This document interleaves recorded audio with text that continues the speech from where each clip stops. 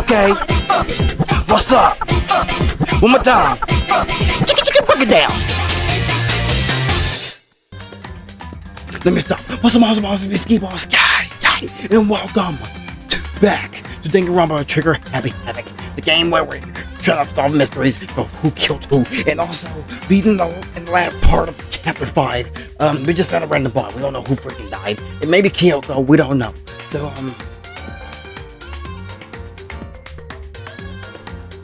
I don't know what I'm doing. Shop.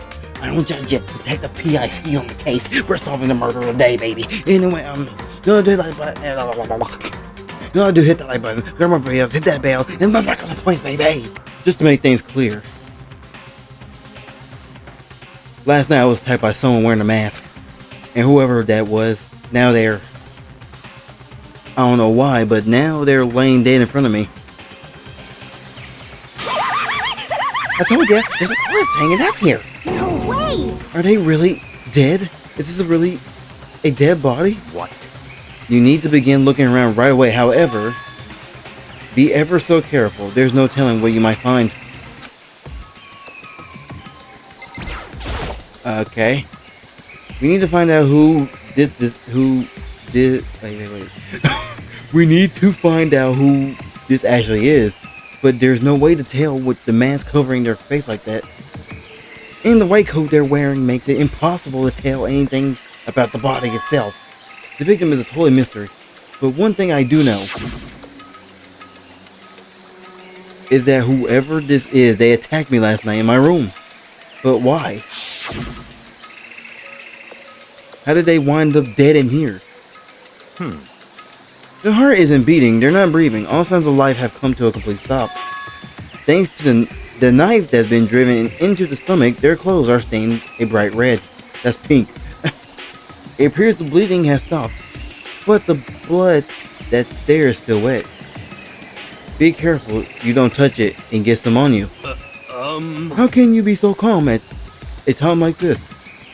Who is it? Oh boy, the yawns are coming. Their face and body are all hidden, so I don't have a clue. I'm pretty sure it's a girl at least. How can you tell? Well, I think I see the outline of her chest and just the general shape of the body. Yeah, the more I look, the more I'm sure it's a girl. Really? Then it could be... Okay then. Yes! Let's just tear the mask clean off. Come on. Wait, don't!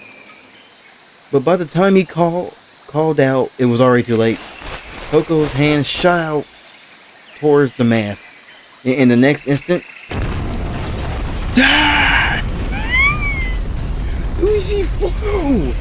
She flew! Oh my god. Wow. There was a blinding light and a deafening roar. The body blew up. It blew up.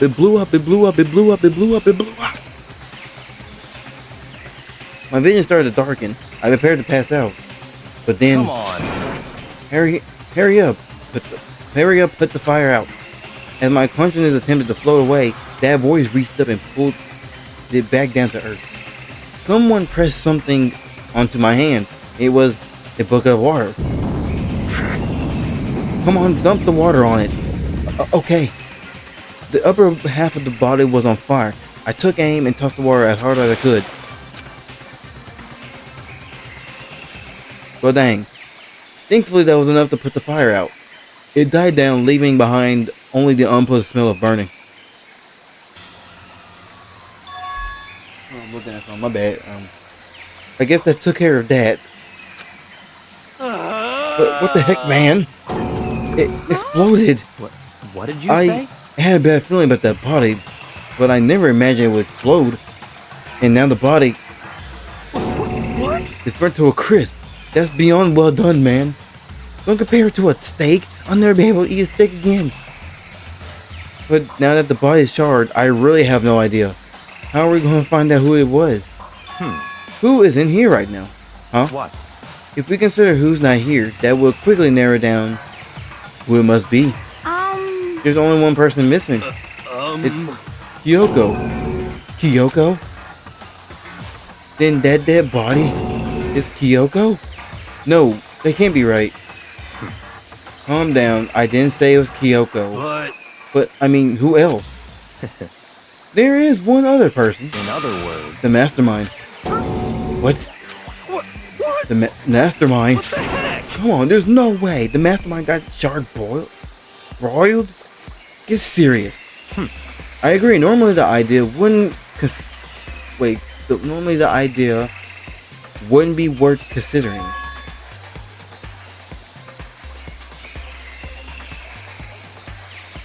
But I have reason to believe it may be true.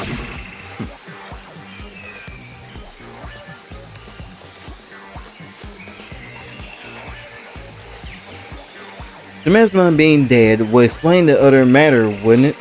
Monokuma can hardly move around if its master is dead, right? But that corpse is a girl, right? It doesn't make any sense. I mean, remember what Alter Ego said? So the same person may very well be the mastermind who planned all this. Him as a guy in his 30s. What the heck? He said the mastermind is some middle-aged dude, right? Which the corpse obviously isn't. Then could that mean the mastermind isn't the headmaster? Is it a teenage girl Kyoko told me about? The ultimate despair? Huh? Mukuro Ikisabe.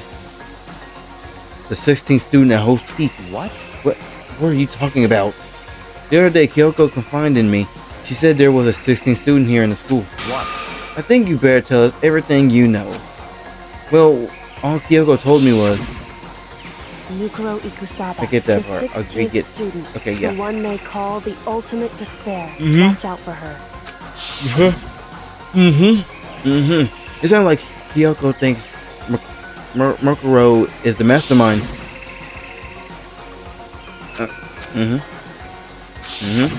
I see. There's another student here, and it's a female that would match the body's characteristics. So, And that phase, the ultimate despair. It sounds super almost said medieval. Super mastermindy, doesn't it? Could it be? Okay, so the mastermind is this girl Mukuro, and she's a student here, and she's the ultimate despair. But if she been digging here in the school like some teenage Bigfoot,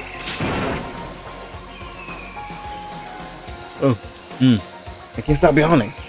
How did she wind up burnt to a crisp? What the heck? None of this makes any sense to you. Just suddenly show up and die. I think we better take a closer look at the body. There may be some clues to help us figure out exactly who it is. Wait, What?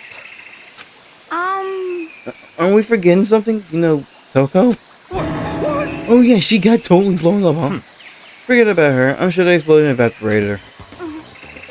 Yeah. Oh, she survived. Oh, she survived. Dang it. What just happened, Master? Stop talking. You declared for the whole world to hear that you would never again inhale a single molecule of oxygen. Oh, then I don't mind, but breathing the carbon monoxide you exhale, that's enough for me to live. What the heck? This is the strangest back and forth I've ever seen. Okay, Toko, you good though? So you done flew. I saw something out of the corner of my eye just for a second. It's a corpse, isn't it? Well, I guess so. You guess. Which is it? Is it a dead? Wait, which is it? Is it a dead body or not? It's a dead body. I hate this. I hate it. I'm not gonna look at it. I don't want to faint again. Yeah, we don't want that either. So I think you're best if you stick back. No, stick back. Don't look back. Everyone is dying. Why? Why is this happening?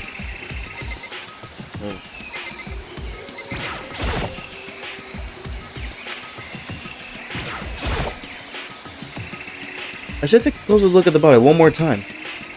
So, Watch yourself, Mako. She may be dead, but she's still a girl. Don't worry. I don't plan on touching the body that much. I'm not Kyoko after all. The heck is this? There's something next to the body. It's a key? It is what? This is gonna be the most gunniest episode ever. Is it what Kyoko took from Monokuma? So,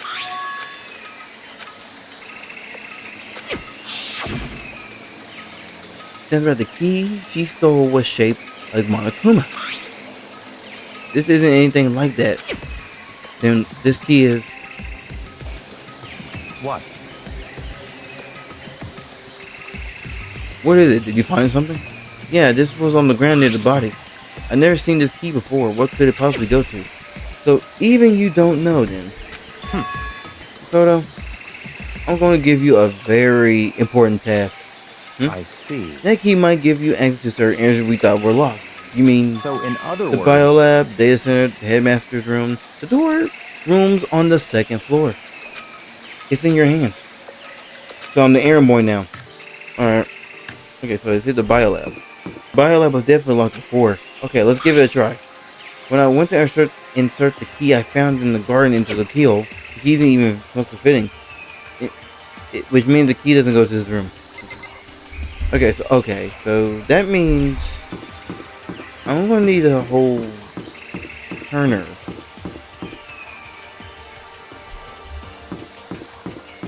What was I talking about? I ain't gonna lie, I don't know where Turner came from.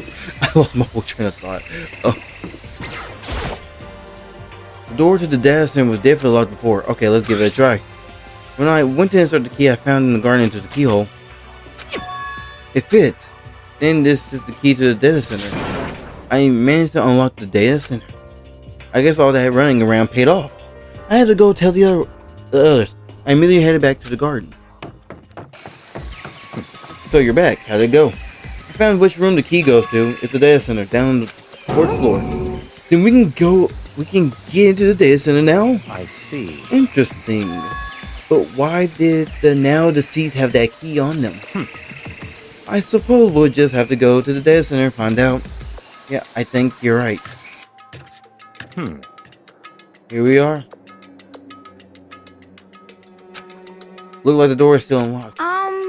Hey, so when you open that door, there's not going to be another huge computer like before, right? You're asking that question now? Don't worry, we have Mukuro. But In other words, if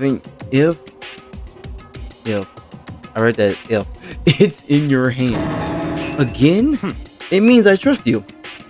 That's an absolute lie. I've just been being used. All right, here we go.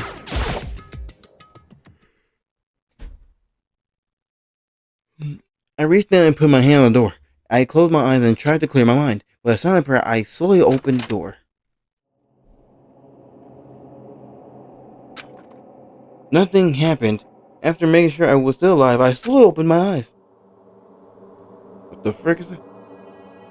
Bro, I thought Monokuma was like at right there, bro. I was about to say, that's crazy. And the room was strange. I mean, all the rooms up till now were strange, but this room had a special kind of strangeness. It wasn't a surface fear like the rest of the school. The fear was lurking beneath the surface.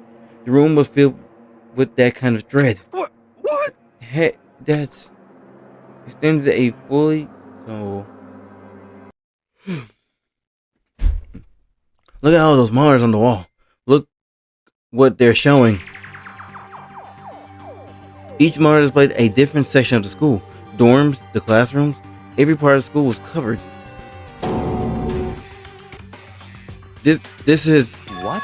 It's a direct feed from every single surveillance camera. All the cameras in the school feed back into this room, and they're displayed here on these monitors. So that's So the sole purpose of the room is to watch us. To watch us? Then this room is It's all clear. the mastermind's private room, without a doubt. The mastermind's room.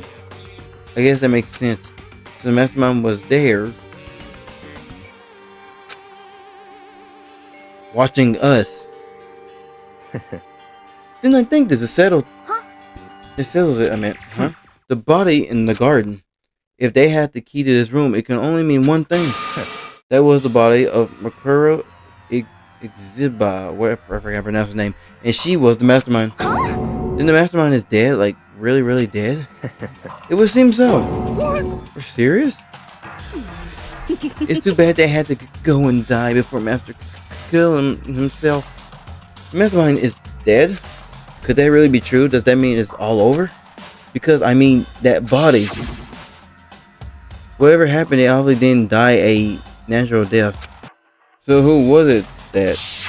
But if the Mastermind really is dead, that means we can finally get out of this H-hole. How about that? We gotta hurry up and find the exit. Come on. That's enough. No, we have to check this area thoroughly. Huh? But what about the exit? If the Mastermind truly is dead, we can leave whenever we decide to. But right now, we need to find out why the Mastermind set up this life or death game in the first place. And I'm bothered by the fact that the Mastermind was also murdered. What? Murdered? So you think so too, huh? Naturally.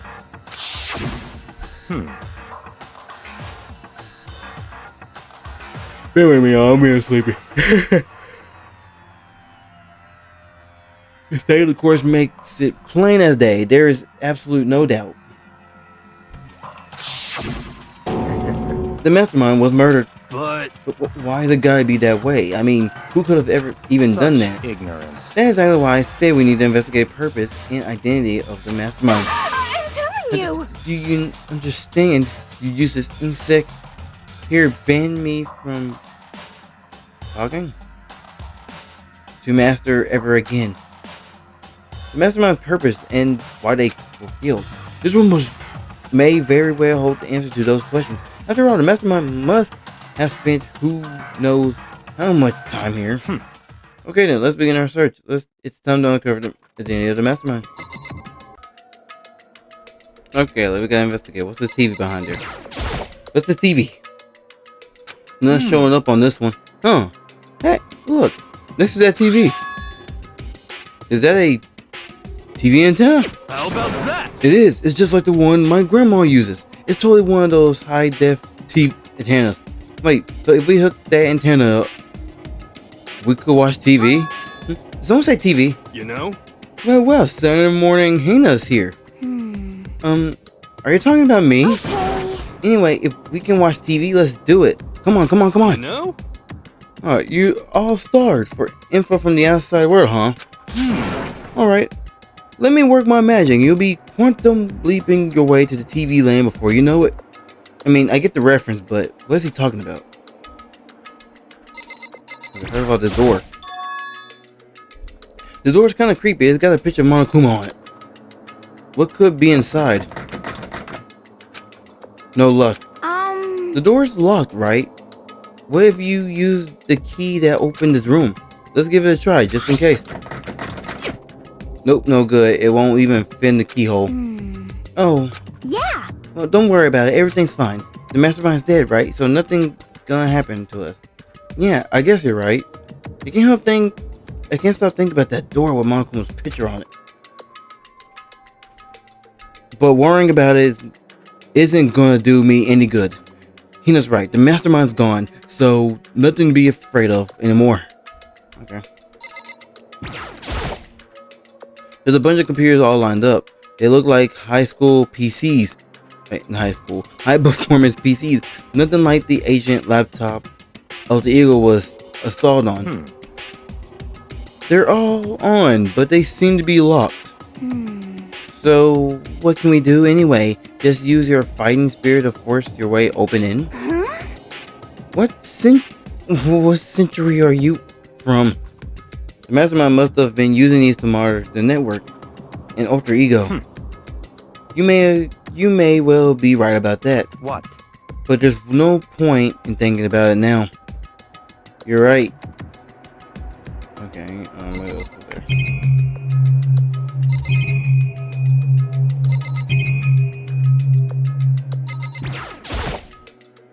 There's really a ridiculous number of monitors here. And the Mastermind's been using them all to spy on us. As long as he hates it, I'm good.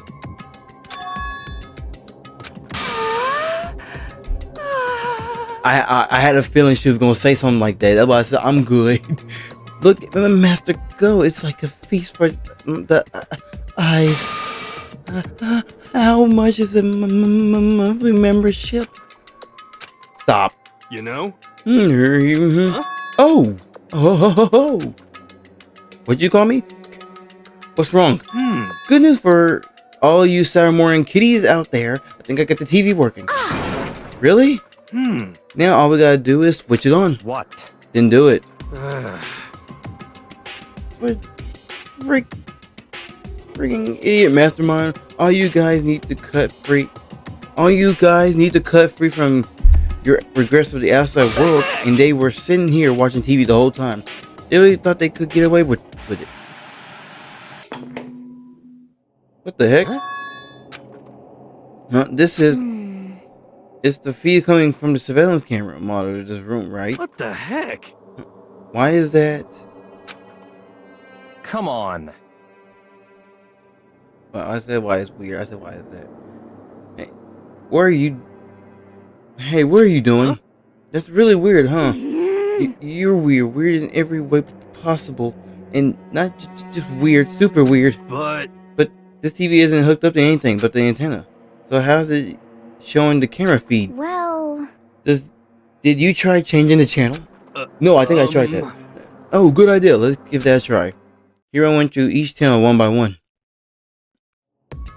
But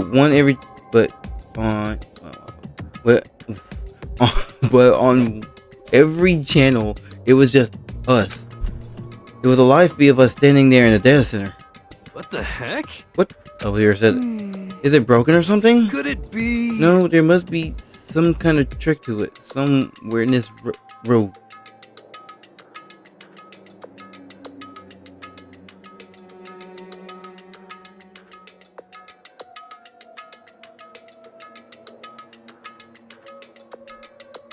No, there must be some kind of trick to it. Some weird setup. A trick? What kind of trick? Actually, I'm not sure, but... Huh? Huh? What? What? what? Been a while, you freaking beast! But Monokuma? Oh, you're supposed to be dead. Me dead? Don't be freaking stupid. What? Hey, you're acting kind of strange. Something seems different. Of course! Of course I'm different. Evolution is perfectly natural. After all, I've been hibernating for 2 years already. Not even. It's been like a half a day at most. How are you alive again? Oh yeah, that's it.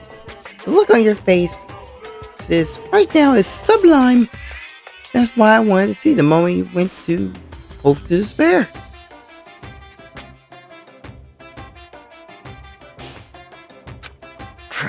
Don't tell me you pretended to be dead all for this moment. Why would a bear promise to be dead? You're the ones who should be pretend to be dead when you see a bear. I mean, that's probably laughable. It makes me laugh. I'm gonna laugh now. Well now. That's that. Shing! Well, it's almost time to cut off your past so full of hope and begun to despair at the future ahead of you. I want you to all have way more fun in this killing game. You can't be serious. We have to keep going. Let me No, out of here! we were supposed to get out of here. Get out of here? Are you still stuck with getting out of here? Unbelievable. How do you not get it? There is no getting out of here. And besides, Yep. this life isn't all bad, you know. I mean, there's stuff you won't like about... Wait. There's stuff you won't like about life no matter where you are. Are you seriously? This place is the worst. If it's the worst, does that mean you're in despair? Well now. Well, I'm cool from all that laughing. I guess I'll just get to the point now. The point? Hey, You guys really struck gold when you found that TV. Yes, indeed, the TV is an essential part of your school life here. What? I knew it was hiding a secret of some kind, What the heck? but I connected the antenna, so why is it just showing us the surveillance feed? Look how attentive they are now. Well then, I'm gonna let you in on an old blood gushing secret and tell you about it. TV is absolutely without doubt displaying the signal coming in on the antenna. What does that mean? It's displaying the signal, but it's just us just standing here. Unbelievable. You're so stupid, don't you get it? Fine, I'll tell you. Chills, This killing game is being broadcast live to the entire world. It's the most popular thing on TV. What? Extreme! This killing game is being broadcast live to the entire world. It's the most popular thing on TV. It doesn't matter how many times he says it. I don't know what it's supposed to mean. I mean, even I understood the words, but I'm not sure I understand the deeper meaning. Huh? What? Broadcast live? The entire world? What kind of bad joke is this? That's... Oh my gosh, that shocked him. It can't be. Have they taken over the airwaves somehow? The camera feed is being broadcast? No way, that's impossible. That kind of that overconfidence is a major weakness in your crisis management system. You know that. All you need is one weird trick that I found in hijacking the airwaves is easy mode. After being serious right now? Of course. I learned a kind of creaking, but the sound was coming from my own mind. Oh goodness, I can't read. Like a boat tossing in the ocean, my mind had begun creaking, groaning. Hey, Every time, everything has a meaning, you know. All those hints I gave you, all those tranquilizing tidbits about the school's mysteries. Even me looking you here right now. Why would I do any of that without a reason? It was all for the motive audience. So show them true despair like they never seen it before. I became the director of a despair-based production. This is the ultimate reality show, the best in despair entertainment. You're lying. If this was on TV, the police and everyone else would be going crazy. Yeah, there's no way they would have tried and come and rescue us. Okay, first of all, can y'all drop the cops? Because we literally established there's no cops coming. Actually, What if they already did? yes, But then indeed. again, it's not really any of their business, right? Sure, some people.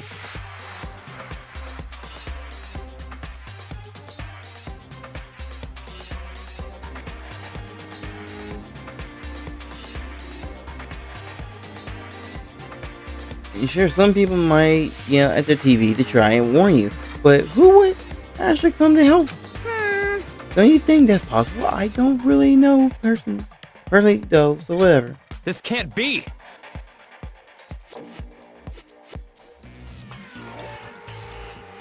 But to take control of communication like that, you need a large amount of resources. Yep, so how could things have come this far?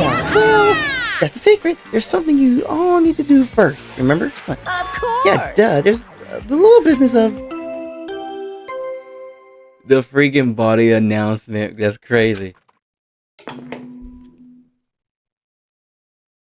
A body has been discovered. After a certain amount of time, which you may use however you like, the class trial will begin. Huh? The class trial? Do you mean... Oh goodness. It's the Monokuma file. Oh boy.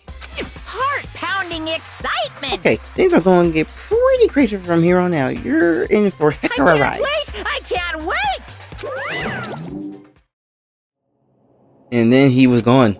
Reality was uncomfortable. What the frick? The trade hopelessly out of reach. All we were left with was despair. We stood there for I don't know how long, frozen in place. I couldn't think. It took everything I had just to keep myself standing right up. I don't understand any of this. What's despair entertainment and how is he still alive? I'm sick of I thought that finally we could get out of here. And plus, what did he say about a class trial? Stop talking. Well, that's part obvious. The class trial is the class trial. What it means is that at this point we have to figure out who the culprit is. Figure out who killed Kyoko. What? What the heck? What are you talking about? I thought Mukuro was the one who died. The victim was female, right? Kyoko certainly fulfilled that condition. And if Monokuma is still alive and active, that means the mastermind Mukuro is alive.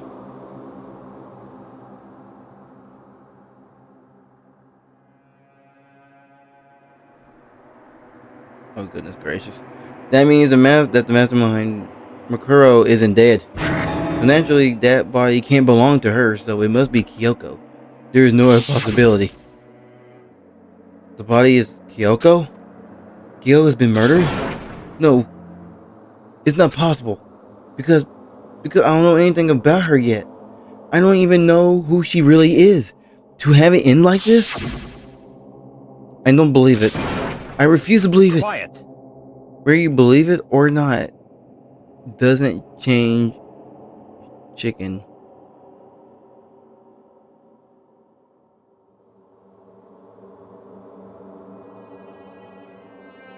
Whether you believe it or not doesn't matter. The truth is the truth.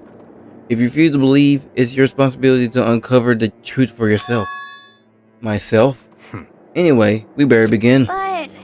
But if we're going to have a class trial, then that means the killer... That's right. Correct. It must be someone participating in our school life. Wait, so you're saying one of us killed Kyoko? Well, that's not precisely what I'm saying, no. Huh?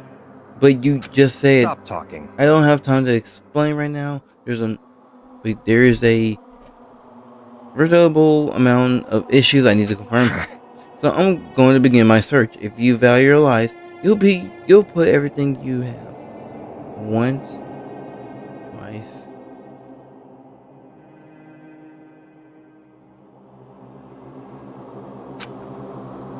That is how the game works after all. The next day.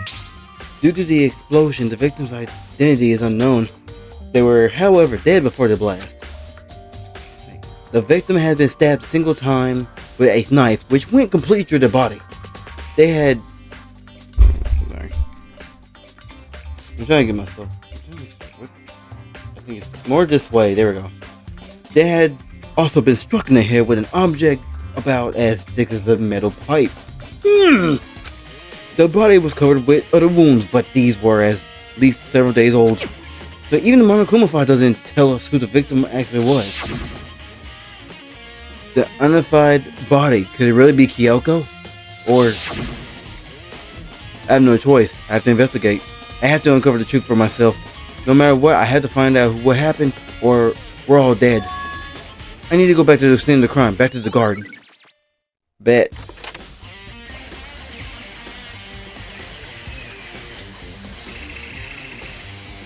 Okay, time to get started. I need to check anywhere that might be important, from one end to the other. I just need to do what I always do. That. Okay, let's body time. If I check the body more thoroughly, maybe then I'll find out for sure if it's Kyoko or not. Look at on the hand. Huh? There's something weird about the body's fingernails. Oh, these are fake nails. They're really long. They seem like they get in the way of normal activity. Okay, fake nail. There's also something on the back of her right hand. Is this a tattoo? It got burnt, so I can't make out the whole thing, but it looks like it's a picture of a dog or something. I've never seen anything like it before. Okay. Alright. The lower half of the body didn't get wet at all. After the body blew up, the top half got set on fire, so I dumped the bucket on top of it. Which explains why the bottom half isn't wet. There's nothing strange about that, right?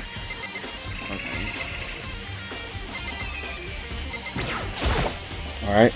The upper half of the body got set on fire in an explosion, and so it's totally blackened. Also, the top half of the body is wet.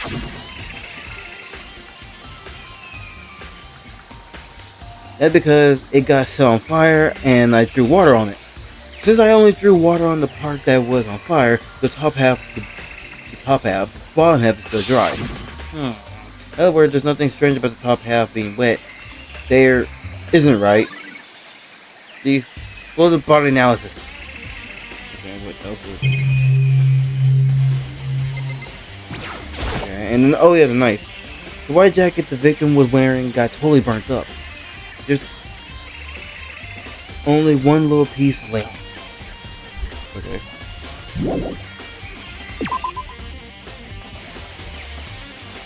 Okay, get that blade. Get that blade.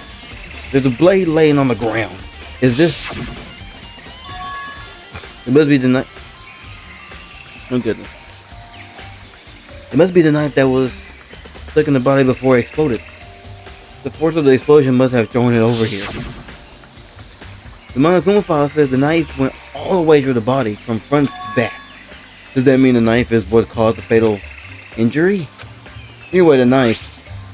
It looks really familiar. Wait, is this? That dang knife that was in my room. You jerk! That's it. It's the knife that person was holding. My eye itches. This is getting really weird. There are just too many strange consequences. Whoever this person in the mask, was that attacked me last night, they were holding that knife. And that same knife was used to stab that same masked attacker we found here. So maybe the masked person got stabbed because when they attacked, I was in kind of a trance. Maybe I reacted by grabbing a knife, and maybe then if this really is Kyoko, it would mean Kyoko is the one who attacked me. But why the mask? I just don't know. I don't remember anything clearly from last night. No, it can't be. There's no way. Okay. What else is there?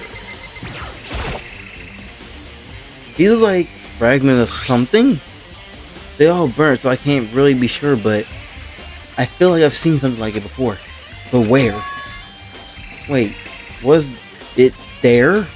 I have to double check that later. Fragments of their body.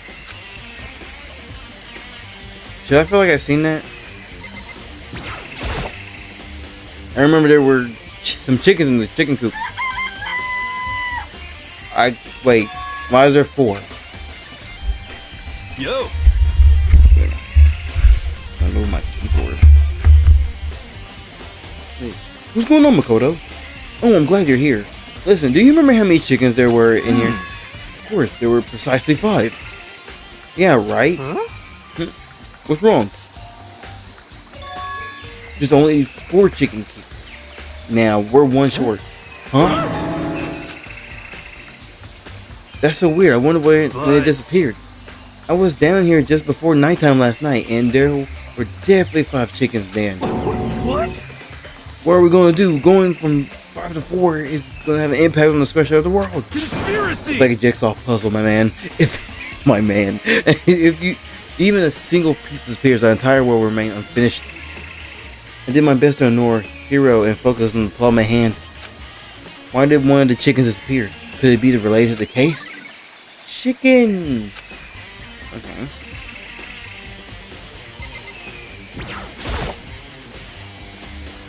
This is the panel that controls the sprinklers. They set to turn on at 7:30 every morning. And Monokuma said the time possibly couldn't be changed. Huh? Hold on. The sprinkler turns on at 7:30 each morning, right? Then if the body was here before then, the sprinkler should have gone wet. Which would mean the murder must have taken place.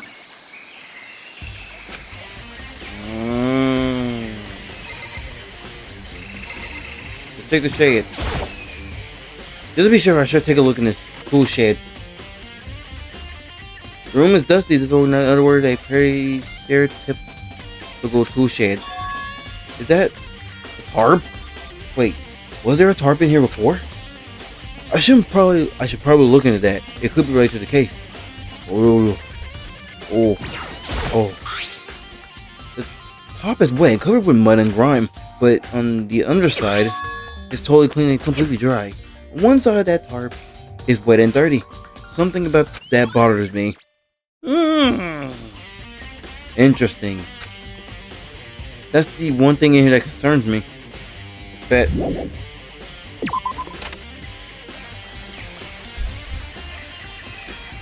I love when the mystery comes together. He ain't got anything? Listen, Makoto, do you remember how the body looked, before it blew up? If I remember right, it was wearing some kind of mask and a big white coat. Also, there was a knife sticking out of the stomach, and the area around it was stained with blood. Apparently, the wound had stopped bleeding, but the blood on the body was still wet. Togami said not to touch it to avoid getting all the blood, get all bloody.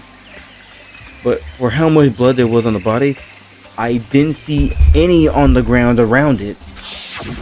Okay. Well, wow, thanks. That was a big help. Now that you explained that, I totally remember how it looked. Well, having to talk about it like that helped me remember a lot better too. So, thank you too. Okay. For Toko, remember anything? So why does that body belong? Why does that body? Who does that belong to? Whatever it is, I'm not gonna look. I don't want to faint anymore. Okay. Help. Togami, got anything? Don't worry, Makoto. I want to talk to you. What do you mean want to talk? Talk? Okay, what do you want to talk about? So, in other words... I'd like to hear your alibi. Alibi? Hey man, I'm clean. I'm Mr. Clean over here, bruh. I was like, the PI ski is always clean. Don't you give me the attitude, boy. In other words... Correct. I'd love to hear where you were after nighttime begun last night. Well, I was sick, so I was asleep all night. But why are you asking about that now? And what's nighttime got to do with it? Naturally. Isn't it obvious the murder took place after nighttime? How can you know that for sure? Because just after nighttime begun, I came to the garden. I was going around looking for everyone so I could tell them about Monokuma. Hiro had been spending most of his time in the garden the last few days, so I figured he'd be here. And I can confirm that when I arrived last night, there was nobody here. In other words... The murder could only have taken place at some point during nighttime, after I left the garden. However, Toko, Hiro, Hina, and I were in the gym together the entire night last night. What?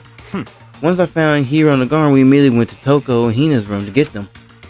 At that point, we all went to the gym and begun dismantling the Monokuma. As a precaution, though, a slight precaution, we made sure not to go anywhere alone. We even went to the bathroom in pairs. In other words, all four of us have airtight alibis. The only ones who don't have alibis are you and Kyoko. That's right. If the victim really is Kyoko, then I'm the only one without an alibi. Also, when we went to go get Hina and Toko, we stopped by your room as well. But you never came to the door, so where precisely were you? I'm telling you the truth, I was in my room, but I was dead asleep. I had a fever, so that's hardly an alibi. I know. So what now? You seem to be quite the disadvantage here. Didn't y'all think it was me the last time? I'm the only one without an alibi. That's really bad, isn't it? Oh crap. Okay. It's 11 o'clock right now. Okay, and Serious? oh well, I was just thinking about when we first found the body. When the body was found, huh? I should look back at what I did this morning to help me remember what that was. Monokuma's announcement woke me up at 7 o'clock, as usual, and I headed for the dining hall pretty soon. Once I got there... Oh no, don't auto, please. Once I got there, I met up with Hina. That was right around 7:30. Then I headed to the gym where everyone else was waiting. Next, Toko went to go get the pickaxe. That's when she found the body. What time was it then? Now then, Toko, what time is it? Well, when we left the gym, it was just before 9 o'clock. It's probably not on the dot now. Yeah, that's right. It had to be right around 9 o'clock. You know? Now that you mentioned that, I think you're right. So I think we can say for sure the body was found at 9 a.m., okay? My job's done. It's a pretty small job. Okay. Okay, I think I checked everything I need to in this area, but I'm not done yet. There are other areas I need to check, especially the fragment I found before. There's something I need to go. Oh, sorry. There's something I need to go in order to confirm my suspicions. I still need to find out more about Kyoko. Is that course really Kyoko? If that's true, was that also Kyoko that attacked me last night? If I can't find out more about her, maybe I can answer that question. Kyoko was never the kind of person to talk about herself all that much. Maybe if I can get into her room, I'll be able to find out. But the key to her room, It's all clear now. What? you gave her the key to the room. I don't have a choice. I had to see if he'll let me borrow that room key. Hey, so bye. Hey, I'm Kogami. Hey, dude, how you doing? Anyway, if you come up with an alibi, I'd be happy to hear it later at the class trial. Oh no, it's not about that. You have the key to Kyoko's room, right? I was hoping I could borrow it. I'm afraid I can't take that risk. You're the prime suspect after all. What?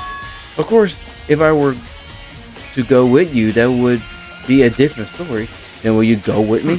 Sorry, I have my own agenda to take care of. Find me again later and we'll see. Depending on my mood, I might go with you, or I might not. Come back later, huh? Okay, then in the meantime, I should look around somewhere else. Maybe I should check out that one area. But which area? I forgot. Let me see about that broken Monokuma real quick. Monokuma laying dismantled on the floor, but I figured it wouldn't be here. You know? And I found something. What is it? It's a freaking bomb bot. That's a bomb! And that bomb went missing. There's no doubt about that. The fragments I found in the garden. It's the bomb! Okay, I've checked everything else I can think of. All that's left is Kyoko's room. I should head back to the garden and ask Togami. We did that though, and he still wouldn't let me.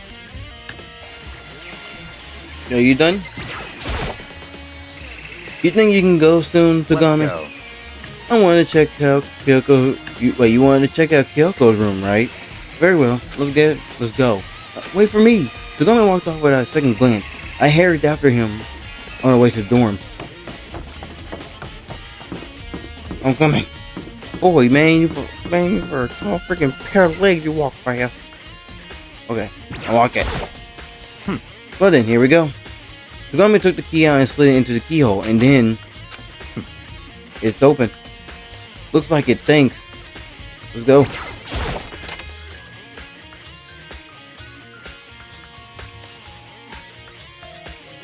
Everything looks so basic. Okay, so they really trying to hide who she really is. So this is Kyoko's room. It's just the same though. There's something on the table. It's a wooden block decoration? What? What the frick? Why they go off? Okay. What's that? Okay. What's that? What purpose does it serve? I think it's probably a key? The locker at those really traditional public bath houses use them for their locker. I wouldn't know. I never gone to a public bathroom. That doesn't really surprise me. It's hard to picture Togami doing something like that. It's certainly But possible. if it is a key, I think I might know where it unlocks. Really? What? Unless I'm mistaken, I'm pretty sure I saw something in the dojo that this might go to. The dojo? Okay, one block key. I bet. Alright, bet. You wanted to come here, right? So what is it you're looking for? Nothing in particular. I just thought we might find some kind of clue here. The clue that might help us understand Come Kyoko. on. You can't be serious. That's why you made me take my time out of my search to come here. Sorry. Regardless, if you plan on poking around at random, you're doomed no matter how much time you take. Sure, you have something more concrete, something to give us more sort of direction here. More concrete. Oh, I know. It's true. Oh yeah, the envelope.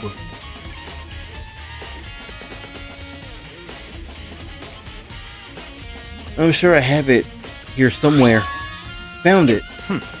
What's in the envelope? Kyoko gave it to me. She said if something ever happened, I should open it. Interesting. Something can certainly happen, so open it. Okay. Open the envelope and look inside. Inside was a single piece of paper. Under the sheets. What? That's all that was in there? Yeah, it looks like it. Under the sheets. What could it be? Okay, let's check out them bed sheets. I better not find nothing down here. But could something be hidden under the bed sheets? Part of me didn't expect to find anything, but as I lifted up the mattress, what's this? I found a crumpled up piece of paper. Class number 78, student registry. Mukuro Ikisab. I don't know how to pronounce it. That's my name. Sorry, Mal. I see.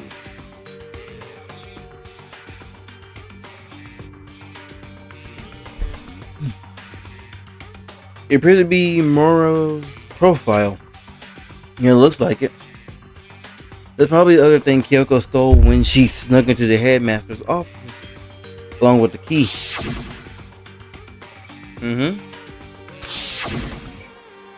This must be the blank that Monokuma was talking about. Kyoko said that a death without meaning was unappealing, and this is what she left behind. I don't have time for your sentimental indulgence. Here, I've been finished your search. Okay. I made an effort to pull myself together, then look down at the profile sheet. Okay, yeah, I'm a female. The ultimate soldier. Although small for her age, she was a military specialist trained in every weapon type imaginable. She showed an interest in the military from childhood and soon found herself completely absorbed in it. In elementary school, she won a survival game tournament and began writing for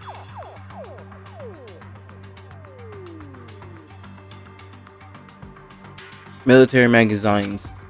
Just before entering the middle school, while she and her family were on vacation in Europe, I can't tell you.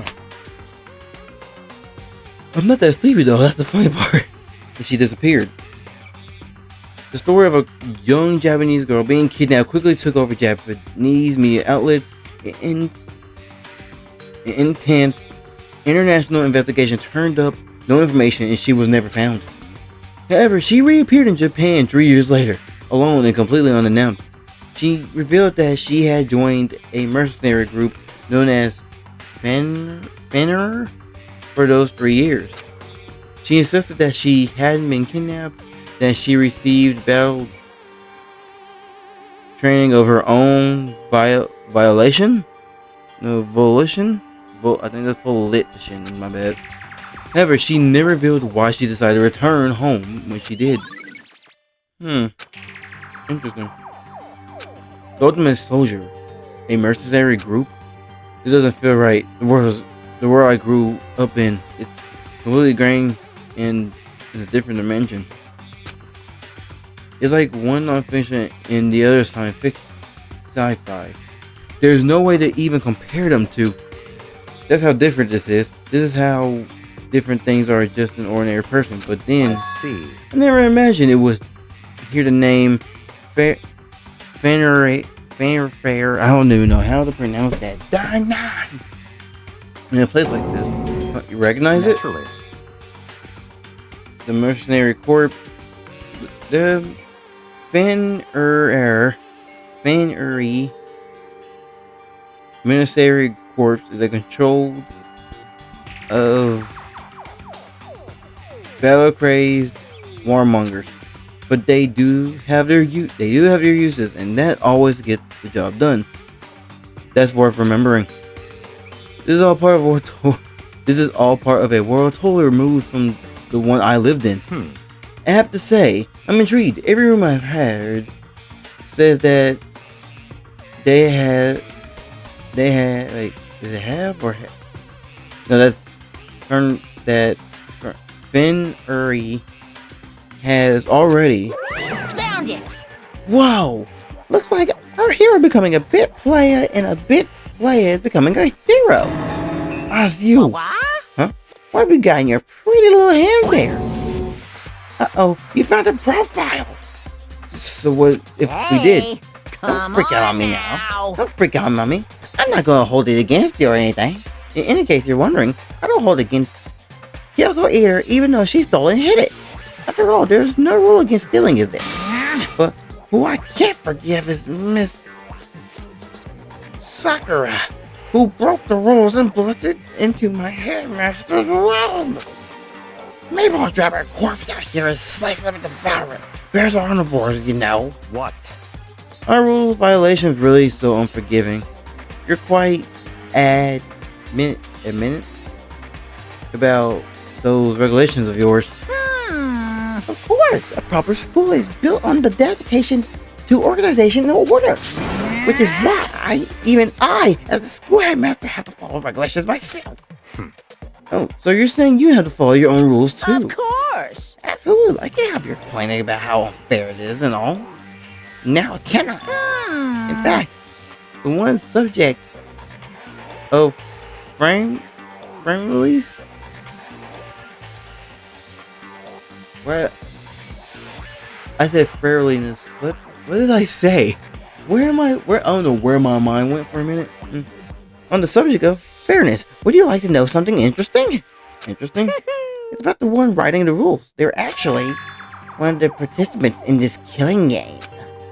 I don't think I ever actually told you how many participants there were actually, did I? I would think I should probably clarify that.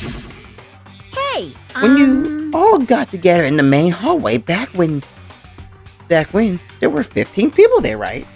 I think the first meeting may have led to a little misunderstanding among you all.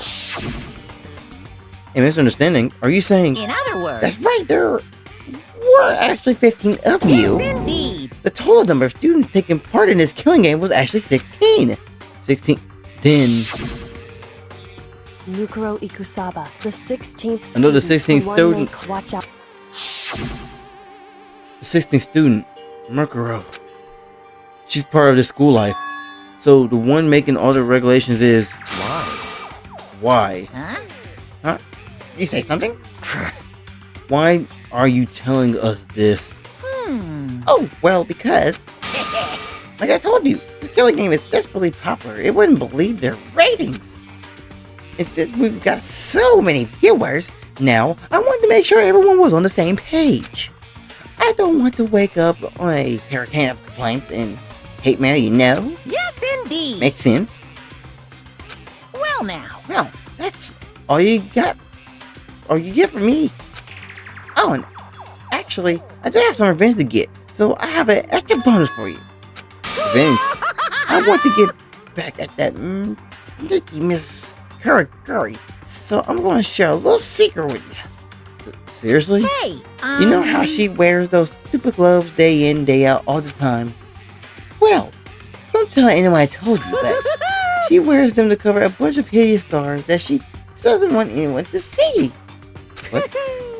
Okay, now that's all I'll get. All you get. Oh, is that raised up? Oh goodness, my keyboard. Hold on. It raised up. Hold on. Alright, my bad.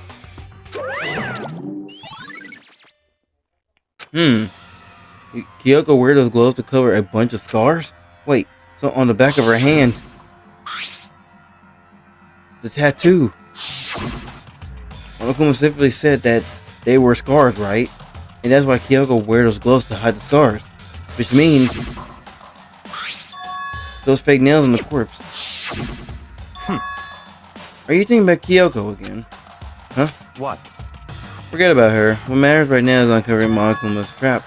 His trap? Such ignorance. Gosh must have really hated you to make you so dull.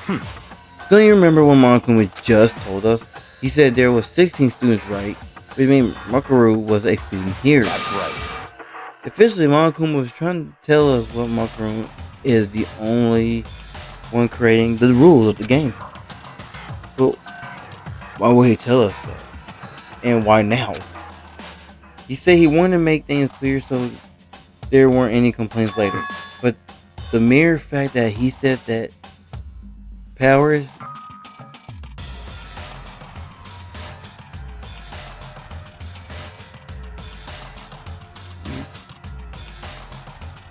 the mere fact that he said that it proved that Mukuro is connected to this case. That's why Monokuma revealed the existence of his 16th student. He needs to make our investigations fair. Maru is related to the case? It's certainly Perhaps possible. she is the one who killed Kyoko. Perhaps she's the one who killed Kyoko. What? That would explain why we would have to have a class trial, wouldn't it? If she's a student and she killed someone, that... So I'm like getting a lot distracted today. I'm not even trying to. That would make her part of the killing school game. Mukuro is the killer? She killed Kyoko? Anyway, anyone should be able to come to that conclusion, don't you think? In fact, that's exactly what I thought when the investigation first begun. But based on what Monokuma just said, I changed my mind. He said, "No, never It's all do that. clear now. Mukuro isn't the culprit." Huh? What makes you say that? We thought Mukuro, the ultimate despair, was the mastermind's true identity. But if that's true, Monokuma's behavior makes no sense. Why would the mastermind go out of their way to reveal themselves to us?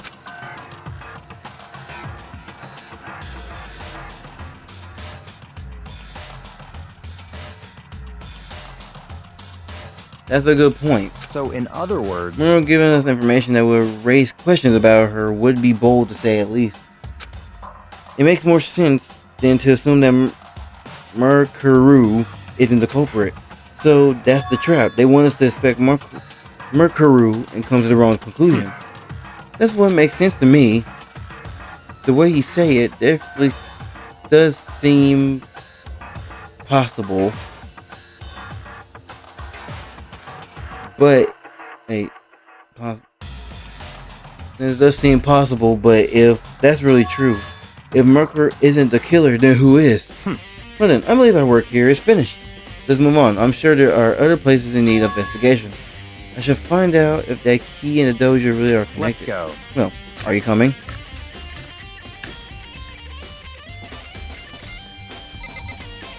Okay, let's see. Let's see about this key. There are wooden lockers here to use. Okay, Looks like the key we found in Kyoko room really does go to one of those lockers. I see. Mukuro, do you see the locker first to the right? Very strange. That's the only one that doesn't have a key in it at the moment.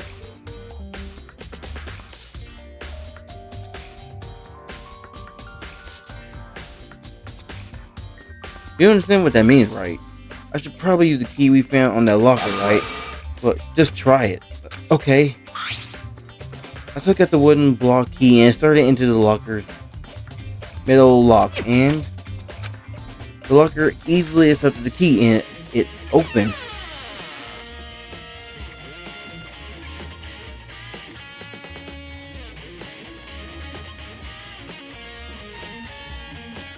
There are arrows in here. It looks like 10 arrows in total. They look like they are made of titanium, which means they're quite strong despite how thin they are. Of course. Well, I'm trying to see what combat they are. Okay. So, of course, by the bow, there's nothing but strong little sticks. Strong sticks. Oh, there's something else inside the locker. It's a weighted.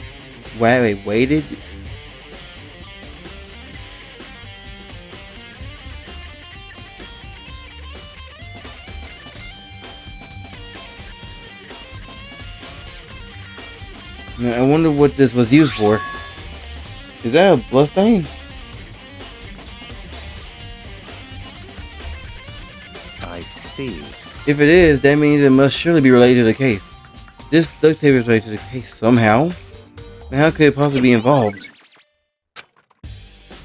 I think that's all the locker has to offer for now. Is something wrong? Strange. It's very odd, don't you think?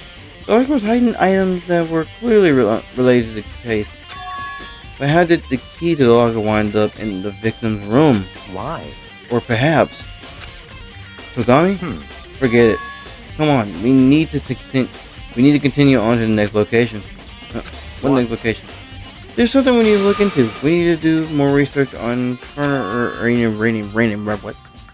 I don't know. You mean the mercenary group that Mukuro was part of?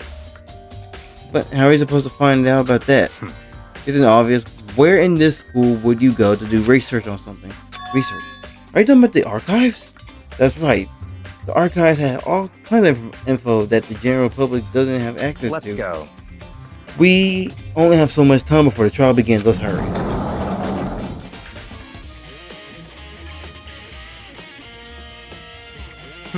I believe there was a file related to them somewhere over here. Virgo seems to know the archives like the back of his hand and went straight to the shelf in the back. There it is. Here we go. He quickly returned with a file in hand. What the freaking file say, my boy? I see. Take a look at this. I have no idea what it says. What language is this? How did you make it all the way to high school without learning a single word of French? I'm pretty sure I made it to a whole way through high school without speaking French too. So yeah. But then again, I have some friends that have the short, golly hair. So yeah. I'm pretty sure most high schoolers can't read French. Well, anyway, I'll read it for you, but I expect you to repay your debt 100 times over. 100 times over. Isn't that kind of extreme? Is an elite fighting unit based out in the Middle East. Unlike military contractors, they are a fierce group of soldiers who engage in direct combat. They claim that a single member is equivalent to an entire company of regular soldiers. Just like Fernrin, the Wolf of Ragnarok, their mere presence is enough to strike fear into any enemy. They have only involved in countless military battle operations, most of which are highly classified. However, some time ago, they completely ceased all activity. At present, their commands, oh my goodness, their continued existence cannot be confirmed. There are unconfirmed reports that the key members of the group were all neutralized. Rumors in case they were killed to keep them from revealing the many state secrets they acquired. Some, however, believe there was mounting internal tension with the group and they simply imploded. What? What is it? This also just sounds like some kind of alternate reality. Well, it isn't. This is our reality. The only reality. These people are just a part of our world.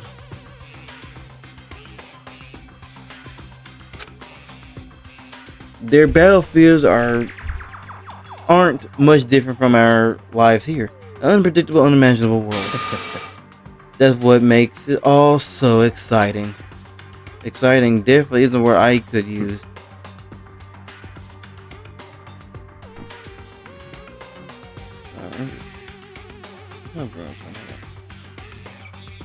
I'm not gonna lie, I'm a little exhausted. I'm trying to get you something real quick. So did anything jump out at you? This might be last opportunity to learn about Fernery, or whatever it's freaking called. Now that you mention it, the report says something about where that company name come from, right?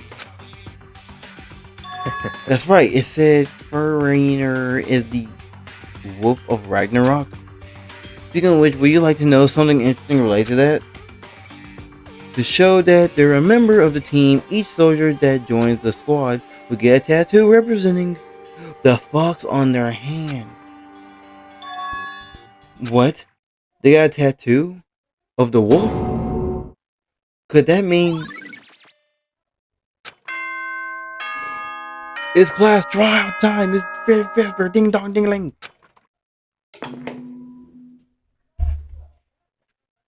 Time is utterly silent, and yet it constantly assaults us, organisms, the earth, natural phenomena. It damages us little by little until the end. You should really think about that.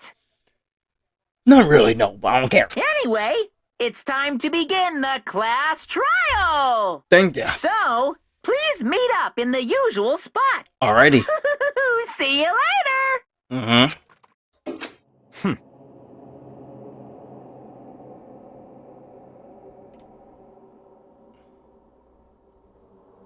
Then the time has come.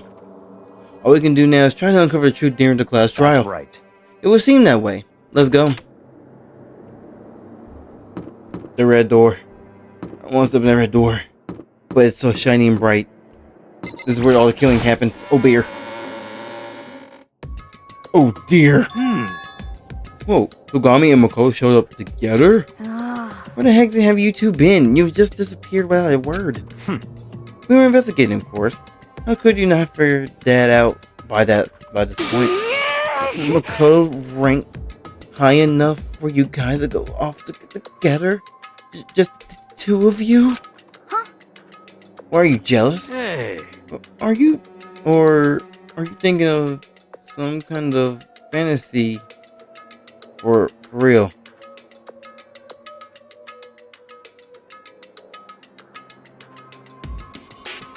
What? Stop talking and brace yourself. He'll be here any second. Any second.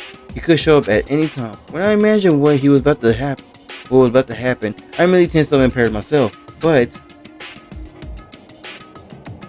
we stood there for 5 full minutes waiting for something weird to happen. And then 5 minutes became 10. Why? What's going on? Why hasn't Monokuma showing up yet? Could it be? Maybe he died again? hmm. What should we do? Should we keep waiting here or what? Jeez! Did I scare you? Come on. I demand an explanation. Why did you waste my time and make me wait like this? What? I made you wait? You get all backwards. You're the ones making me wait. Huh? In other words, I'm waiting for everyone to arrive. We can't start till everyone's here now, can we? What are you talking about? Everyone is here. We all been waiting for you. Sorry, but you're wrong. But I've been waiting 10 minutes now, so it's okay if I punish the one making us all wait, right? If we all agree it's a violation, I'll write the punishment right now. If it's me you're waiting for, I'm here. When we heard that voice, we all spun around to look. I'm here, and no rule's been broken. Go, baby! Fellow detective sister. PIC. Yes, sir. Kyoko PIC once again. Kyoko? Kyoko, you're still alive? No, that's a ghost. Stop talking. If you want to fight, do it the class draw. You need to save some of the fun for later, right? What? But if it's okay, there's no particular penalty for being late. Is that right? I made it here just fine. What school regulation did I violate? Am I wrong? So selfish, so spoiled. You're right, there's no penalty officially. But I bet you'll be sorry later. No, I'll make sure you're sorry later. Anyway, hustle your butts into the elevator. I'll be just one step ahead of you. When Monokuma was gone, we all rushed to Kyoko. Kyoko! So, you really didn't die? Indeed. Of course I didn't. Thank gosh, I'm so glad you're okay. Perhaps, but that's not necessarily a good thing for us. Huh?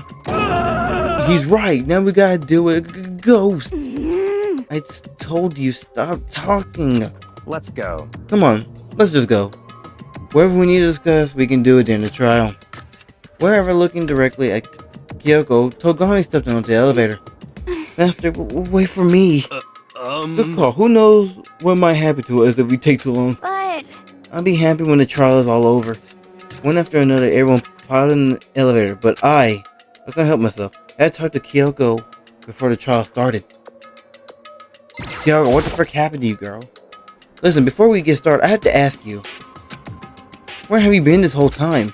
You used that key of yours to go somewhere, didn't you? correct. I went to investigate the second floor of the dorm. The second floor? That's right. There aren't any modern cameras there, so I was able to avoid Monokuma completely. Of course, I also missed his announcement because of that. Whew. I had no idea a body had been discovered.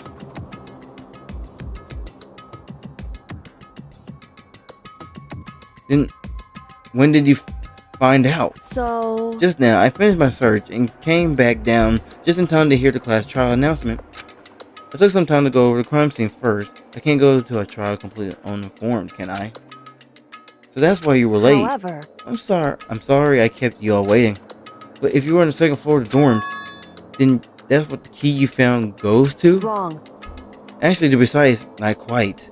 In other words... I use Monokuma's secret tool, which can open any lock in the school. What?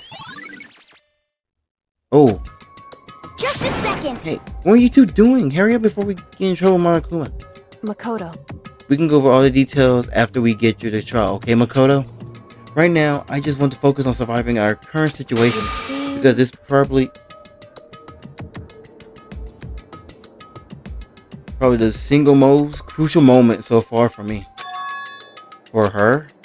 That's a strange way to put it.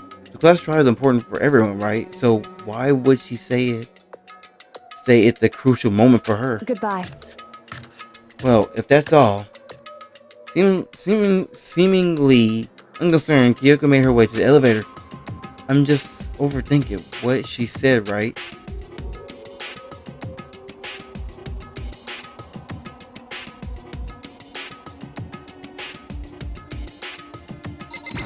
Into the elevator. Being the last one left, I stepped in the elevator. And the door slid shut. This time the clunking was loud enough to hear my ears, and the dread began to consume me once again. I can't imagine ever getting used to the mental pressure that comes with preparing for an execution. In that dusky darkness, no one said a word. We just stood there, silent and still. After an immeasurable period of time, the door opened without warning.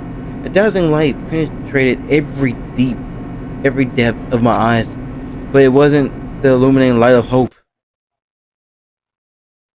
First of all, you're blinding me with the blinding light of despair. Oh my gosh, that's colorful. I can't wait! Oh, I've been waiting for this. I feel like it's been forever since we got together like this. This time for pointless jokes and jabs have passed.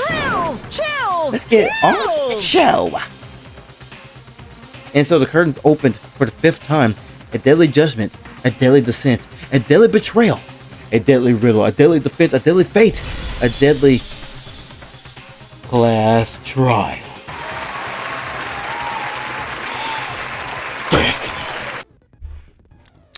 Well, y'all already know the drill.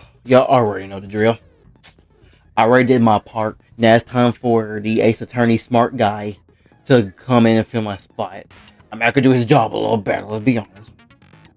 Let's be honest with each other. But he gotta go, so but it's time, so I'll see y'all on the flip side. He did it again! I am going to throw this Cuphead statue at his face when I see him. No, you know what? He's lucky I can't find my shotgun somewhere. Alright, baby. Let's go. Let's begin with a basic. If You already know. can figure out, and You already I'll know. punish everyone. You know. Okay, well, There we go. I'll leave the rest up to you. Well then, let's discuss the specifics of the victim. Okay. First, we need to clarify who exactly the unidentified victim is. It's Kyoko. There's no other explanation. But Kyoko's standing right there. Dummy.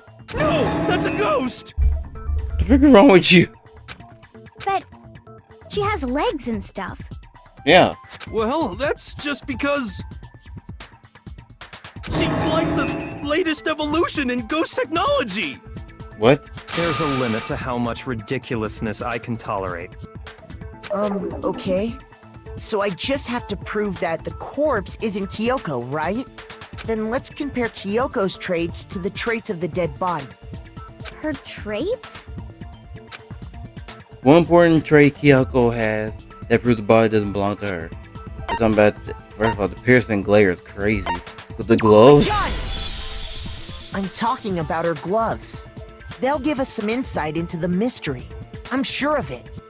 In that case, I think it would be helpful if someone explained why she actually wears those gloves. And would you happen to know the answer? I'm just itching. What the f- In fact, Monokuma told me. Apparently you have scars on your hands you don't want anyone to see. Oh, you know, now that I think about it, the corpse wasn't wearing any gloves, right? They probably just got burnt up in the explosion. I'm not convinced. The ghost is just trying to fool us all. There's no way that corpse was Kyoko. But if I can't prove why, we're gonna be stuck here and the case won't move forward. So I don't have any choice but to.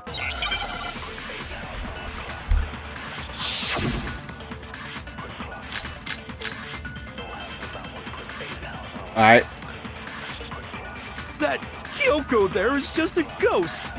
Impossible. Okay, then prove it.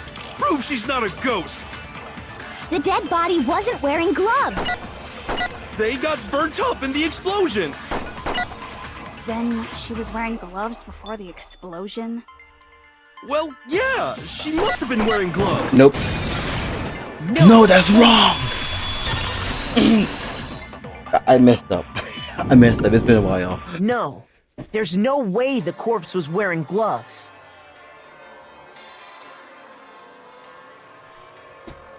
Whoever it was, they were wearing fake nails, remember? I imagine trying to wear gloves over nails like that would have been a pretty big pain. True. Besides, Kyoko wears gloves to hide her hands, right? It'd be pretty weird for someone who's self-conscious about their hands to wear fake nails, don't you think? Jeez, man, you don't know women, huh? They're complicated like that. You don't know either. If anyone doesn't know women, it's you. Well, Kyoko, any thoughts? These gloves were custom made to the size of my hands to make sure they don't interfere with my daily life. If I wore fake nails, the gloves wouldn't fit properly. Then that's that. The dead body doesn't belong to Kyoko. Yeah. Which should have been obvious since she's standing right here. Okay, so then, who's the real victim? First, we need to figure that out. That's the first thing I said. You're the one who's been dragging us around in circles. Before anything, we have to identify the victim. Everything starts from there.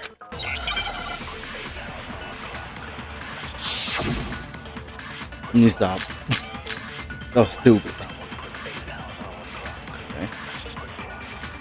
If Kyoko really is still alive, then who died? There's gotta be some way to figure it out. I don't think so. The face was scorched beyond recognition. And there wasn't any description in the Monokuma file. Well, if we can't identify the body... Boom. Can we do that? Oh, no, that's wrong. Break. There was one clue left behind that we can use to identify the body. What? For real? If you're lying, you'll die a cruel and unusual death. Well, dang. Cruel and unusual death. This I gotta see. She's just being stupid. Ignore them, Makoto. Tell us what you're talking about. The key to figuring out who it was is the tattoo on the back of her hand. Oh, yeah. The design's pretty strange, huh? Is this a dog? Her master must have made her get it. To be like, you're my bitch. Oh.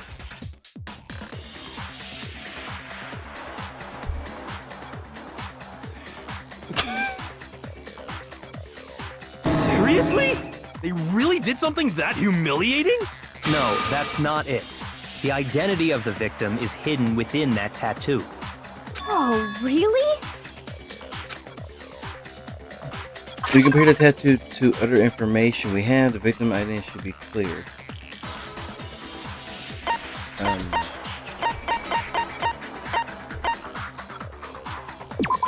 Did he mention the tattoo on there? There we go. I got it! The Fenrir Mercenary Corps.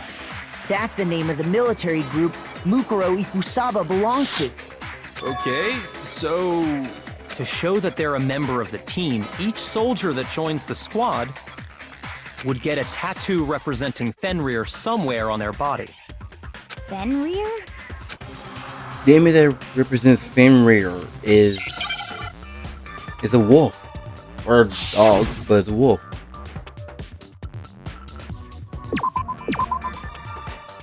Okay.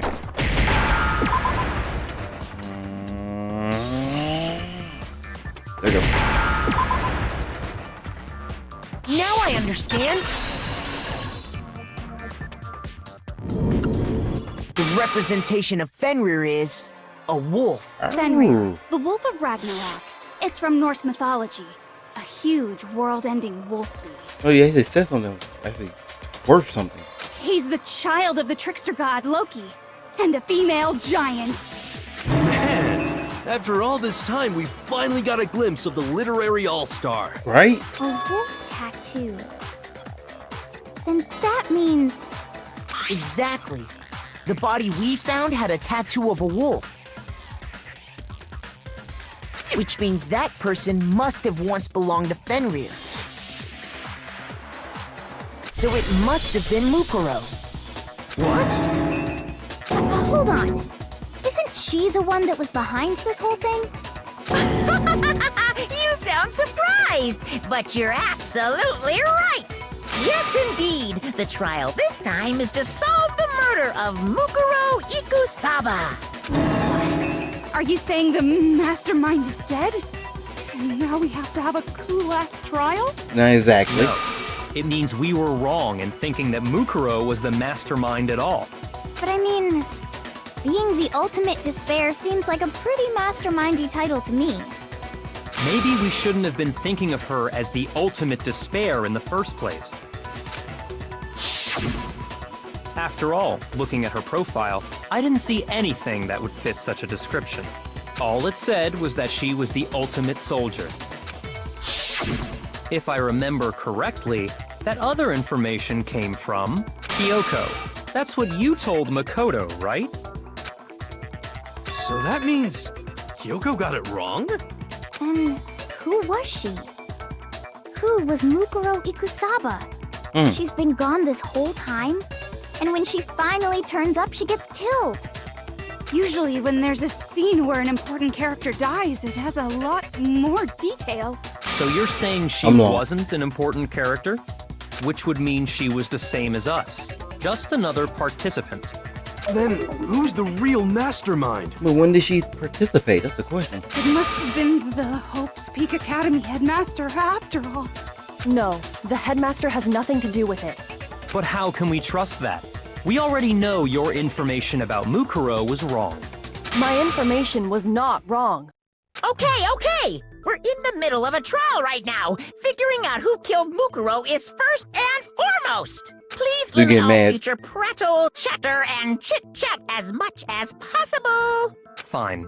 Uncovering the identity of the mastermind will have to wait. But remember this. No matter what happens, we will find out who you really are. I stake my family name on it. I have officially decided to completely ignore all such attempts at provocation. Now then, just so nobody's confused, let me state this one more time for the record. The reason we're having a class trial is because a murder among the students has taken place. We know that. Hammer that point straight into your big ol' brains! What you're saying is that both the victim and the culprit are part of the student body? Then, one of us killed Mukuro? Wait, no! There's a chance that there's some mystery 17th person who's been hiding all along! Nope! There are only 16 students in total that have been taking part in these events. I can't wait. That makes no sense. What? Seriously?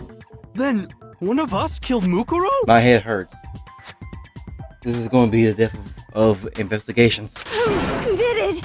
Who's the killer this time? Get a hold of yourself. We've already narrowed down the list of possible suspects. Huh? I'm sure you realize who I'm talking about, right, Makoto? Who the evidence points to? Are you talking about me and Kodo? I got it! Kyoko? You've narrowed it down to Kyoko and me, right? Why do you say that? Allow me to explain. Just after nighttime last night, I went to the garden. So at that point, Oh, my bad. My there finger, was trigger no finger, trigger dead finger. body there. So, the murder must have taken place after I left the garden. However, Hiro, Toko, Hina, and I were in the gym the entire time. The gym? That's right. The four of us were there trying to dismantle Monokuma. The whole time we were very careful not to go anywhere alone. We even went to the bathroom in pairs. All of which is to say, the four of us all have alibis. The only ones without alibis Are me and Makoto. That's why you're able to narrow down the list of suspects. exactly so. So the only suspects now are me and Kyoko. Dang it, I can't let this stand. Somehow I have to clear my name. I have something I'd like to say regarding the whole alibi thing. Are you thinking of raising an objection? Well, before that, I just want to try and get a better idea of what time the murder took place. Doing that might reveal some kind of clue. Whatever you want. Somebody go ahead and help him out. Me and Byakuya can both confirm that the body wasn't in the garden at... Well, it was after nighttime for sure. I'd say it must have been around 10 o'clock. So the murder must have happened after 10 p.m. Then I guess we can say the time frame for the murder was between then and when we found the body? Oh, but what time did we find the body? The one who saw the body first was Toko, right? And she went to go get the pickaxe. What time was the body discovered? Didn't you say 9 o'clock, right? Yeah, okay. The body must have been discovered at 9 a.m., since that's when Toko went to get the pickaxe.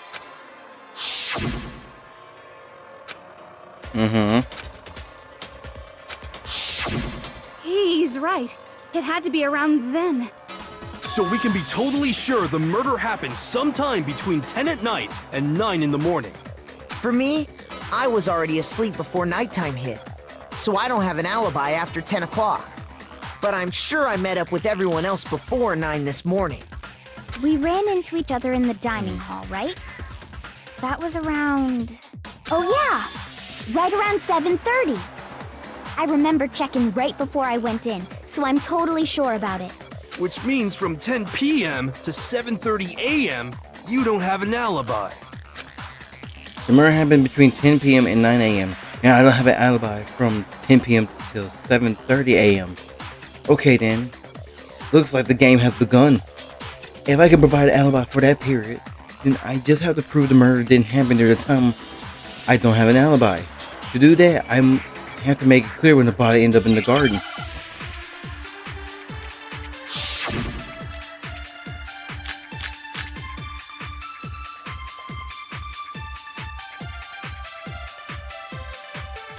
You talking about the We've sprinklers? established a time frame for the murder. I It bet took place sprinklers. somewhere between 10 o'clock at night and 9 o'clock in the morning.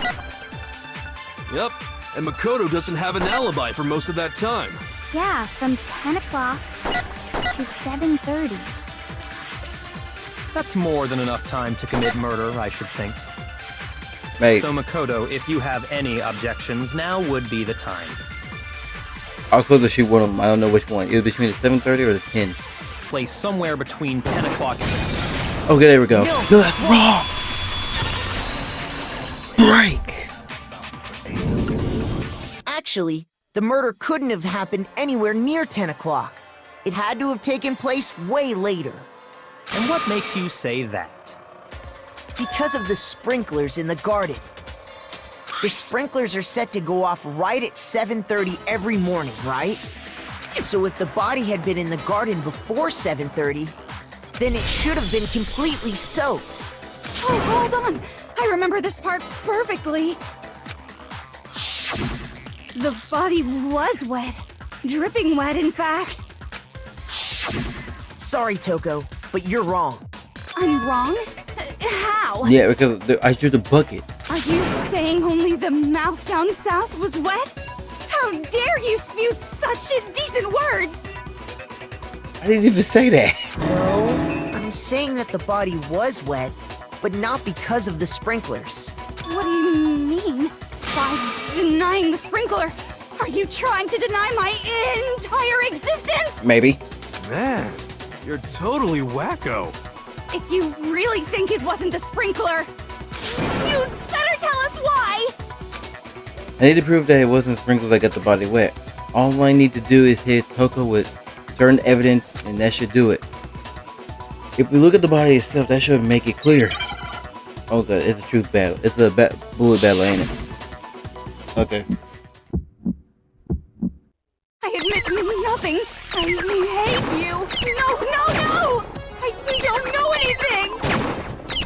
Hold on. Hold on. I keep forgetting. Reload. Tab. I'm right about this. I hate you. No, no, no! I don't know anything. Hold on.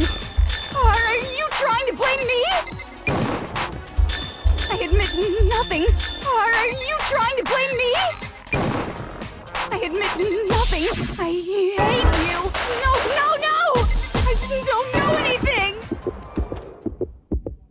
How can you say it wasn't the sprinkler? Because of this. Yeah, grab them dang ponytails because I'm looking for you. Wait. I'm sorry. Oh gosh. No. Just remember what the body was like after the explosion, and you'll see why it wasn't the sprinklers. The top half of the body was wet, yes, but the bottom half was completely dry. If the sprinklers got the body wet, shouldn't the whole body have been wet? So they only got the top wet? The bottom was completely dry? What a brutal maniac! What is wrong with you? I'm so sick of her. Let's just move on. The reason only the top half was wet was because Threw the bucket of water on him. while the body was still on fire, I doused it with water. Yep. Oh, then I guess the sprinklers really didn't do it. Yeah, now So calm if down. the sprinklers didn't get the body wet, then the murder must have taken place sometime after the sprinklers turned on at 7:30 in the morning. Which means she must have been killed sometime between then and when the body was discovered at 9. But Makoto's alibi was only missing from 10 o'clock last night to 7:30 this morning, right? So there's no way Makoto could have done it. I guess you had an alibi after all. Good for you. In which case, the only one left without an alibi is Kyoko. Kyoko's the only one without an alibi. Which would mean that Murderer's killer is... No, I refuse to believe it. Kyoko murdered someone? That's... I'd just like to say one thing. Oh crap, what'd you If do? you vote for me and I die here, the mystery of this school will stay hidden forever. Which is why I can't let that happen. Huh? So are you saying you're not the culprit? Of course I'm not. I have no reason to kill anyone. This is a trap the mastermind has laid for us. A trap? We're this far into the game and now you decide to blame me? I mean, when she's right, she's right. Let's be honest. Stop wasting time! Stop wasting energy! You really think your little trick is gonna work? Shut up, you! You got it, boss! Shutting up now! Anyway, Kyoko, you actually did have a reason to kill her. Huh? She did? She thought Mukuro was the ultimate despair. In other words, the mastermind behind everything. So she killed her to try and put a stop to all this. Isn't that right, Kyoko? But you made one catastrophic mistake. Mukuro wasn't the mastermind at all. And as a result, we were forced into another trial, something I'm sure you weren't at all expecting. So, that was her motive? If she had a motive and no alibi, well then, I think it's pretty clear Kyoko's gotta be the culprit. I'm not the only one without an alibi.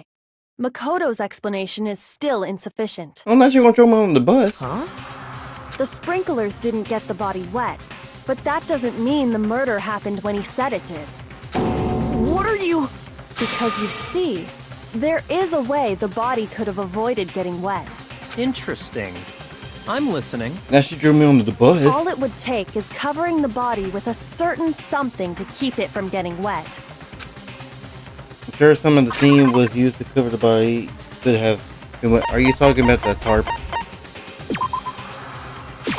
I got it! You're talking about the tarp, aren't you? You catch on quick. You're right. All you'd have to do is cover the body with the tarp, and that'd take care of the water. In fact, that's exactly what the killer did. The dirt pattern on the tarp can attest to that.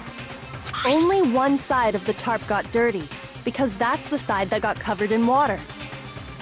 The side that faced down over the body, meanwhile, kept perfectly clean. This proves that the killer used the tarp to keep the body from getting soaked. But why would they go to all that effort just to keep the body from getting wet? Most likely so they could cloud the issue of when the murder actually took place. In other words, to create an excuse exactly like the one Mukuro just gave us.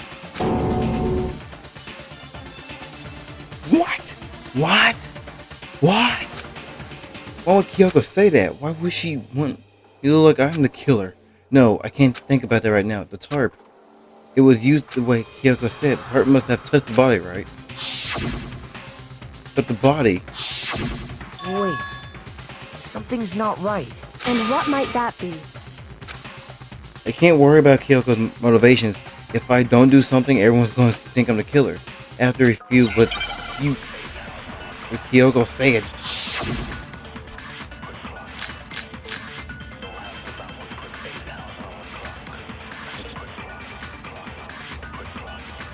By covering the body with the tarp, the killer prevented it from getting wet. So the reason the tarp was only dirty on one side is because the sprinkler got that side wet. But the underside of the tarp, it was totally spotless, right? It's because that side was protected from the water. Since it was facing down toward the body, of course it didn't get dirty. Wait, did it? Alright. No, that's wrong! Break! Yeah, that's not me, bruh. Actually, one side being clean is pretty strange if you think about it. Because the blood wasn't dry before the body got blown up, right? Byakuya said it himself. Not to touch it, or you might get some on you. If you put a tarp on a body in that state, it absolutely would have gotten blood on it. Well, maybe the culprit washed it, so nobody would know they'd used it. If they had, they would have washed both sides. Just washing the one side wouldn't hide anything. Oh, yeah, true. More than that, what if the very blood we saw on the body was meant as a kind of camouflage? What? Oh my gosh. The blood was camouflage? What if, after the killer used the tarp to avoid the sprinklers, they then covered the body in blood that didn't belong to the victim? You mean someone else's blood? Where would they get something like that? I know!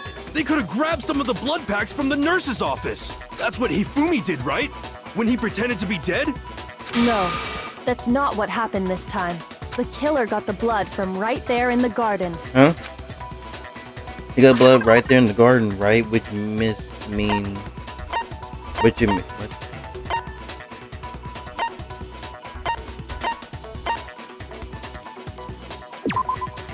The chicken disappeared. I remember Could it now. have been chicken blood? What? Chicken blood? When I checked the chicken coop before the murder, there were 5 chickens. But after the murder, there were only 4. So, you're saying someone killed a chicken and then covered the body with its blood? Man, that's messed up. Yeah, it really is. Killing a living thing just to do something like that is awful. They should have at least eaten it. But I wonder if the killer had to get the blood from the scene so they wouldn't be spotted walking around. Anyway, there's no denying that a chicken went missing, which provides a basis for my theory. Perhaps, but even so, there's one thing that still doesn't make sense. You said the culprit used the tarp to avoid the water and then covered the body in blood, right? But if that's the case, then the blood should have soaked into the ground around the body. But that's not what we saw. Only the victim's clothing had blood on it. The ground was completely clean. I have to agree, that certainly is strange. Maybe they didn't apply the blood at the scene. Maybe they covered the coat in blood beforehand. They covered it beforehand? When you discovered the body, was it wearing the coat like you normally would? I think so. Wait, no. The head was through the neck hole, but the arms weren't in the sleeves. Then that settles it. Sorry, I'm having a tough time keeping up. What settles what? Pay attention. Here's what happened. Pay attention. The murder took place before the sprinklers went off. But the body didn't get wet because the killer covered it with the tarp. Then, later, at the same time the killer was gathering up the tarp, they pulled the coat over the body, the coat they'd already covered in blood. This series of cover-ups was meant to disguise the actual time the murder occurred. They wanted us to think the murder happened sometime after the sprinklers had gone off, at 7:30. If that's actually what took place, it certainly becomes possible that the murder happened earlier. But to pull all that off, wouldn't they have had to go back to the garden after the sprinklers turned off? That actually wouldn't have been all that difficult. Huh? They already had the coat ready, so they just had to grab the tarp and pull the coat over the body. They'd be done in no time. Maybe, but still. Hina, after you met up with Makoto in the dining hall, did you two stay together from that point on? Oh no. I headed off to the gym, and Makoto didn't show up till later. Then he had plenty of time to spare, wouldn't you say? Well, dang. That's not... Don't bother saying it's not possible. Jerk. I must admit, Kyoko's reasoning is sound. Makoto's alibi is inadequate. And the suspicion falls back on me again. But why? Why is Kyoko trying to entrap me? I don't understand. Disguised dead body. Well then, it looks like we're back to square one. Makoto's alibi is no good, so once again, our suspects are him and Kyoko. For serious, man? Which one of them did it? Hey, why don't we let luck decide? Let's flip a coin. 50-50 odds. Oh, goodness. Oh! See? Pretty good idea, right? No, not that. I just remembered something super serious. Well, don't just stand there. Out with it. You know that knife we found all black and burnt? The one we found stuck in the body before it exploded, right? Uh-oh. According to the Monokuma file, the knife went all the way through, from front to back. So, what about it? Uh-oh. I'm pretty sure I'd seen that knife somewhere before. Oh, boy. That's what I thought when I first saw it. I just remembered. Oh, boy. Oh, boy. It's the knife we gave to Makoto? You don't seem surprised. You must have noticed earlier. Yeah, Uh-oh. Then why did you hide that fact? it's not that I hid it. It's just...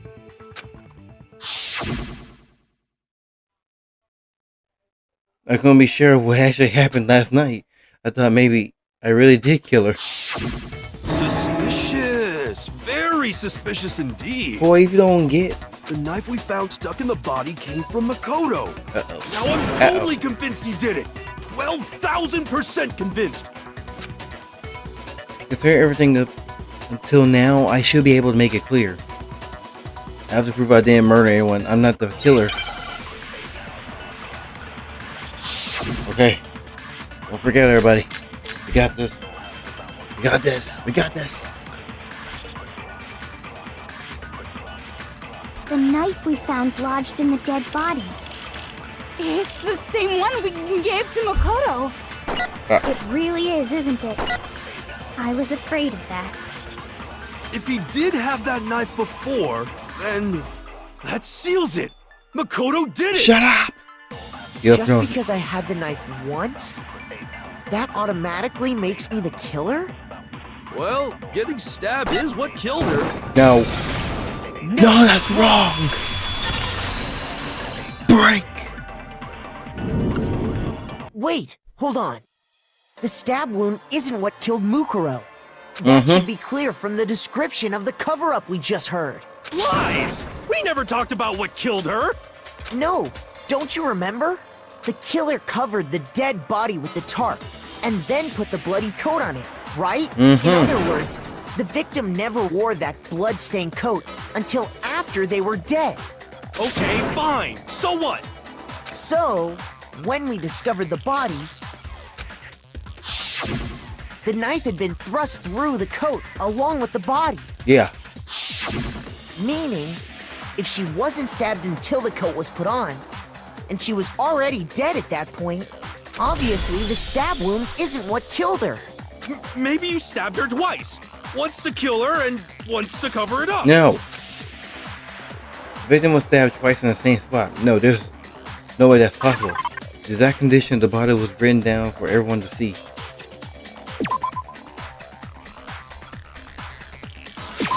I got it! The Monokuma file clearly states that there was only one stab wound. Oh yeah, it sure did. I totally forgot about My that. boy. Then the knife. Was just another piece of camouflage set up by the true killer. They probably stabbed her to draw attention away from what actually killed her. Exploding the body afterward was probably meant to do the same thing. The explosion severely damaged the body, making it impossible to know what really killed her. It was all the killer's attempt to destroy all evidence of their crime. Well, dang. So they wanted us to notice the stab wound and then detonated the body afterward. They meant for us to latch onto the knife as the cause of death, then destroy any evidence proving otherwise. Oh, hey, I have a question. It kind of goes back to the beginning, but what's the deal with that explosion anyway? Why'd the body just blow up all of a sudden? Oh, like because that bomb. If you bothered to put that lump of gray matter between your ears to use, you'd know the answer. Well, if you're so smart, just tell me. I'll tell you. I bet some unknown quantum particle caused an atomic level spontaneous combustion! No. I might be dumb, but even I'm not dumb enough to believe that. Go ahead, Makoto. Tell her or we won't make any headway on this. There's only one explanation I can think of for the explosion. Wait, is Monokuma body on here? No, okay.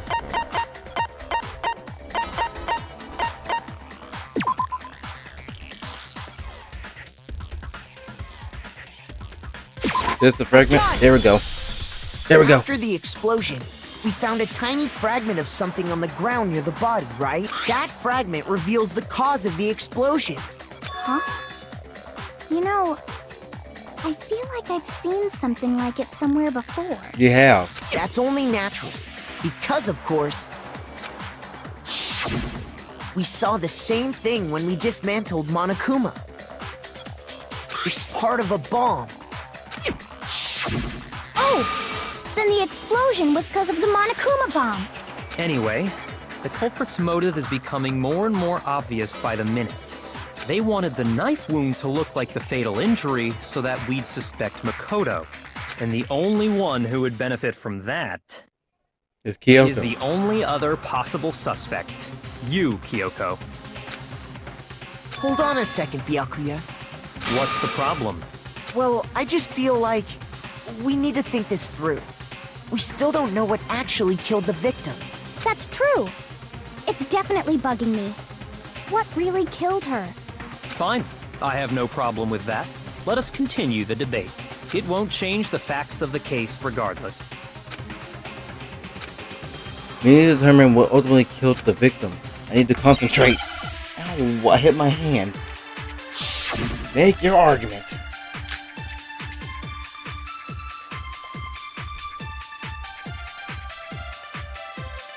Then, shall we continue the debate? The victim's fatal injury has yet to be determined, correct? The explosion didn't kill her for sure, Um, I guess. Well, yeah. She was already totally dead when that happened. And it wasn't because of the knife, right? mm-hmm. And then there's only one other thing. Oh yeah. According to the Monokuma file, that's gotta be it. There was evidence that showed she was hit on the back of her head. And more than that, The victim had suffered countless wounds across her entire body. Cover all the wounds, which only leaves. Then, shall we continue the debate? I'm confused. Hit on the back of her head. I don't know what the freaking shoot. What the frick is going on here? I'm so fucking confused. Shoot! Gotta be it. There was evidence that showed she was hit on the back of her head. Fatal injury has yet to be... Okay. No. No, that's wrong. Okay. Break. Okay, I had to look up what to do. I was gonna be careful on this job. I was like, Mukuro what the died frick? because of the blow to the back of the head she suffered. What about the wounds all over the rest of her body? They didn't... The Monokuma file makes it clear that those weren't fresh wounds. Oh yeah, good point. If they were old, I guess they don't really matter. Okay, then we're safe in assuming the blow to the back of her head is what killed her. But then, what was the murder weapon? The Monokuma file says she was hit with a blunt object, about as thick as a metal pipe. Oh, I bet it was the pickaxe. No. How is that even possible? If you hit someone with that, it'd cave their skull in completely. Well, maybe they held it the other way and hit her with the handle. No. No way! The balance would be all off. You wouldn't be able to swing it with any kind of power. I wouldn't mind testing it on you if you want. Oh no. No. thanks. I bet you just hit me with the metal end and call it an accident. I'd love to scoop out that nasty brain of yours, throw it on the ground and spit on it. What the frick is going on here? I feel the same way. Looks like we're on the same page this time. Seriously? We want to figure out what killed her, right? It just so happens we already know. We already know? I knew we could count on you, Master. So what was it? Go ahead and tell them, Makoto. Surely you've deduced the real murder weapon? Is it the arrows? The arrows, right? I believe it's the arrows. The arrows? Where's the arrows? I got it! Mukuro was hit in the back of the head with something. And that's what killed her. And that something was the titanium arrow we found in the locker in the dojo. Arrow. That's what the culprit attacked Mukuro with? Indeed. There's no doubt about it. Are you sure? That sounds kinda weird. Hey! How dare you backtalk, Master? You have no right! I'm not back-talking anything. I'm just saying what I think. Don't blame Hina for doubting because there's one thing about that weapon. One more secret.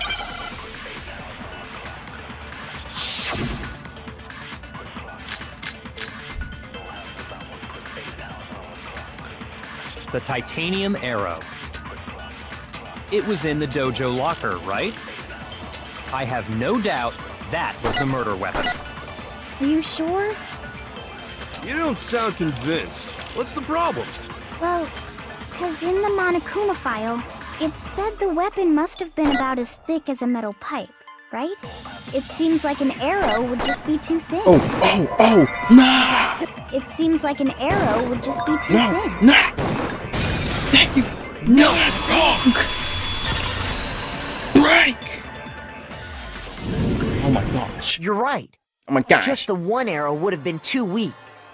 That's why the killer used another weapon. Another weapon? Inside the dojo locker, we also found a balled-up wad of duct tape. Mm-hmm.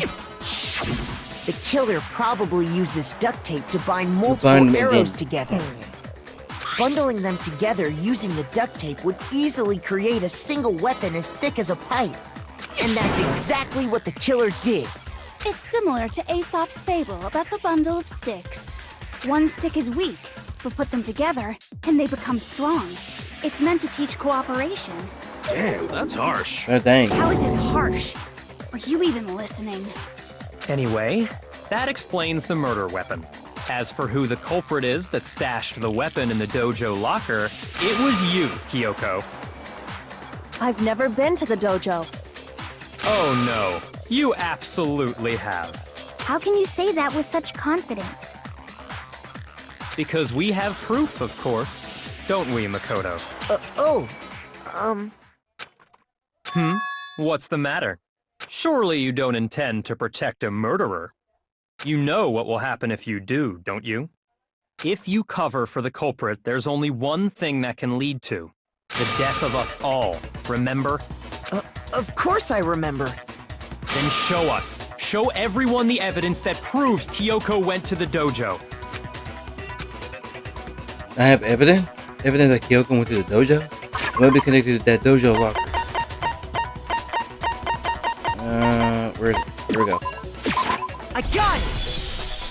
The one thing that proves Kyoko was in the dojo is right here. The key to the dojo locker. And how does that prove anything?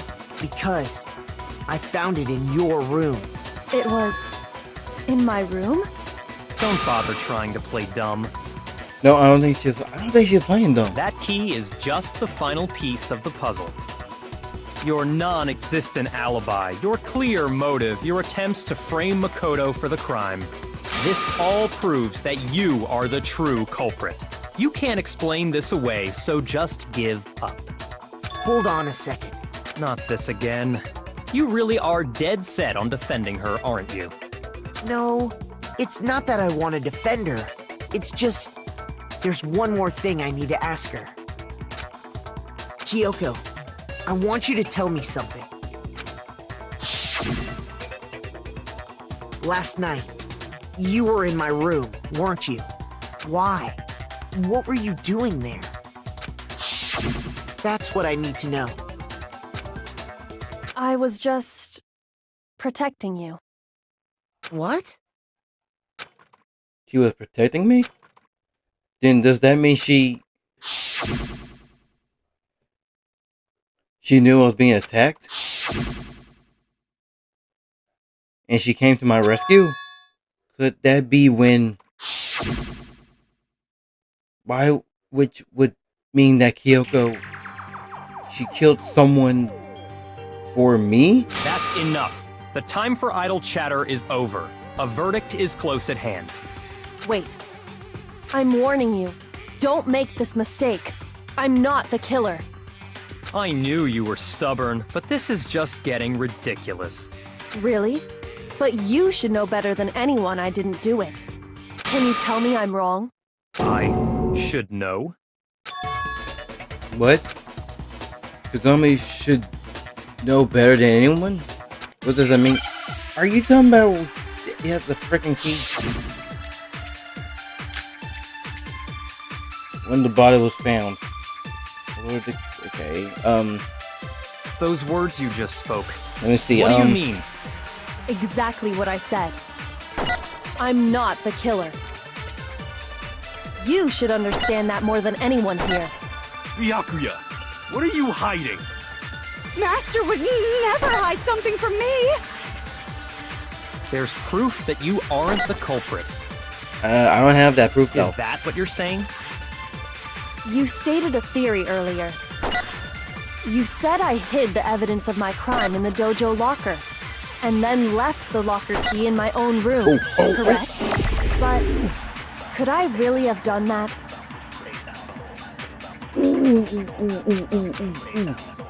Those words you just spoke. What exactly what I said. I'm not the killer. You should understand that more than anyone. Byakuya, what are you hiding? Master would never hide something from me! There's proof that you aren't the culprit. Bam! No, that's wrong! Break! Wait a minute, what? Wait, I If feel like I'm right, now I feel like I'm getting Kyoko blamed. wouldn't have been able to get into her room Huh? Why not? because she had given her room key to Byakuya. I see. So that's what you meant. And if I had the key to your room, Then obviously I had no way of getting in. Without my room key, I couldn't have possibly put the locker key in there myself. Am I wrong? it would appear not. Then you're finally starting to understand. No, that's not actually true. There was a clear condition in what Kyoko just told us. An obvious lie. But this isn't like her to try to save herself with such a desperate lie. Does she really feel that dread because she's the killer? Or is it something else? Was there some deeper meaning hidden in what Kyoko said earlier? For me, I die here. The mystery of the school would stay hidden forever.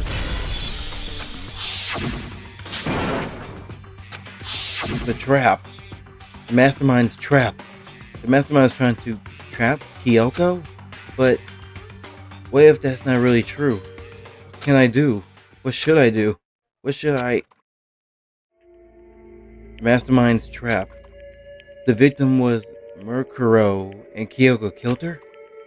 What does Kyoko really know? What am I supposed to do? Kyoko's lie? I'm the only one who knows it's a lie. I'm the only one who can expose it, but who? Can I trust it? What am I supposed to do?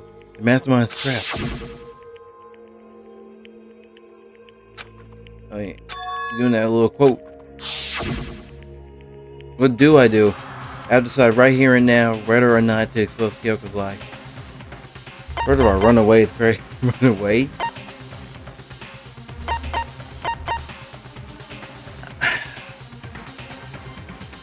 Let me see what happened. You do let it go. I made my decision. I have to believe in Kyoko. There's no way she could have killed someone. There has to be some secret here. Something that has to do with the mastermind's trap that Kyoko made. Well, does no one have a rebuttal? Have you decided to accept her assertion as fact? I see. So you still refuse to accept it. I suppose we have to admit that Kyoko didn't put the locker key in her room. That it was someone else. But who else could it have been? I mean, Byakuya had a room key, right? You! What are you trying to imply? But of course, I have an alibi. From nighttime on, I was with you guys the entire time. I couldn't possibly have killed anyone, or put the key in Kyoko's room. Well, someone had to put the key in there. There's only one other possibility I can think of. Someone could have had the key on them, then once they arrived at the scene, pretended to find it there.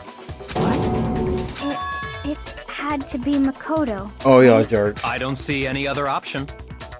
Wait a second. You've got it all wrong. Let's think about it one more time. There's gotta be a hidden side to this case. Huh? A hidden side?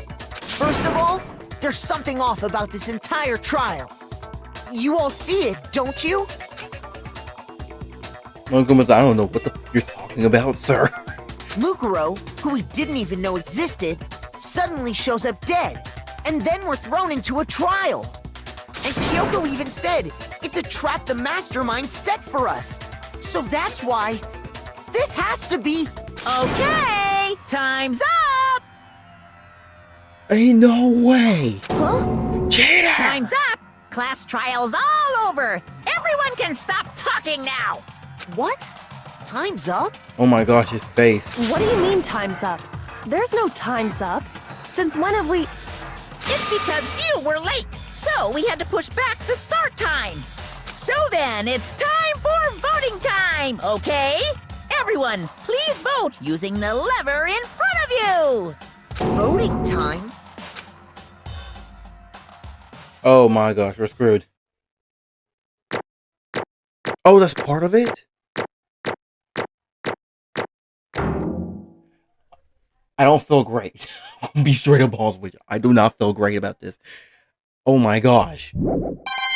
I don't want Monokuma coins. I want to live. Now, who will be chosen as the blackened? Will you make the right choice or the dreadfully wrong one? Hey, hold on! What's it gonna be? What's it gonna be? You see how he's rushing it? The trap.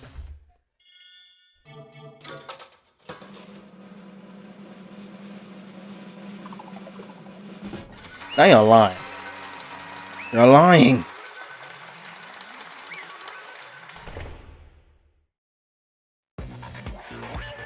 What? You think I'm the killer? Sorry, man. Sorry. Yeah, sorry. It's all your fault. Everyone, you're wrong. You got it all wrong. I didn't do it. Yes, indeed. Good job, everyone. Good job. What's wrong with you? Yep. Yep, they got it right. No, I know that's not true. None of this makes any sense. The whole trial doesn't make any sense. Hey! It makes perfect 6. Shing! It's the same as always. It's just like all the other class trials. I'm going to end it the same way. Chills! It's time for your Kills! heart-pounding, possibly grueling punishment. Wait, why do I... Kyoko, I don't expect you to forgive me. I know this is all my fault. Kyoko? Let's give it everything we've got! It's punishment time! What? This is boo-boo! This is a bunch of boo-boo.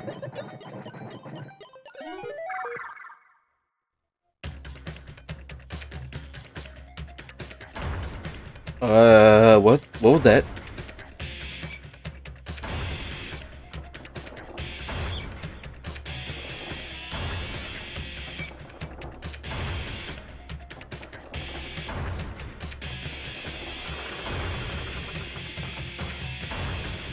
What you teaching me on that board?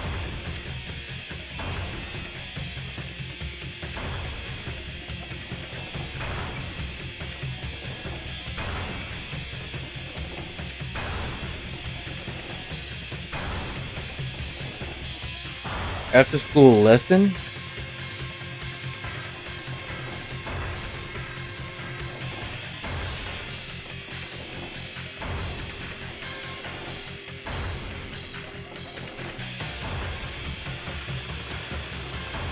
Bro, my boy Turkey teaching about the birds and the bees.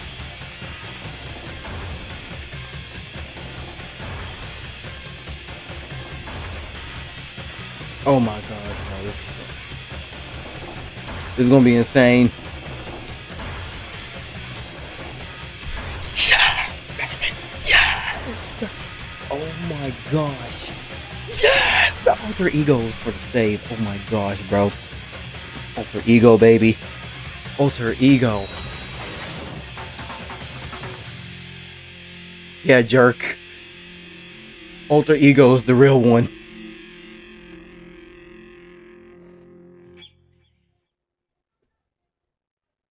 Alter ego is the real one, dude.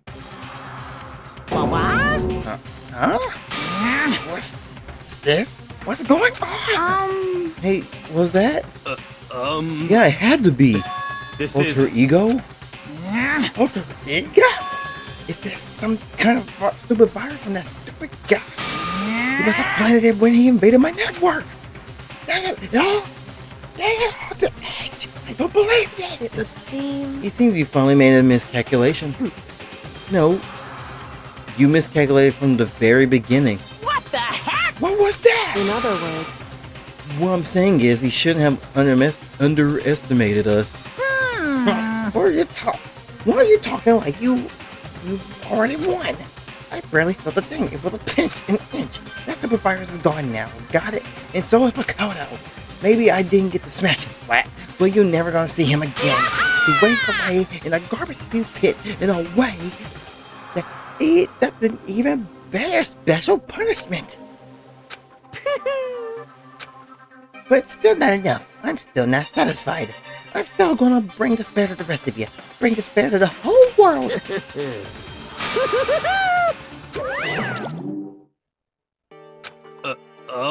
Is he gone?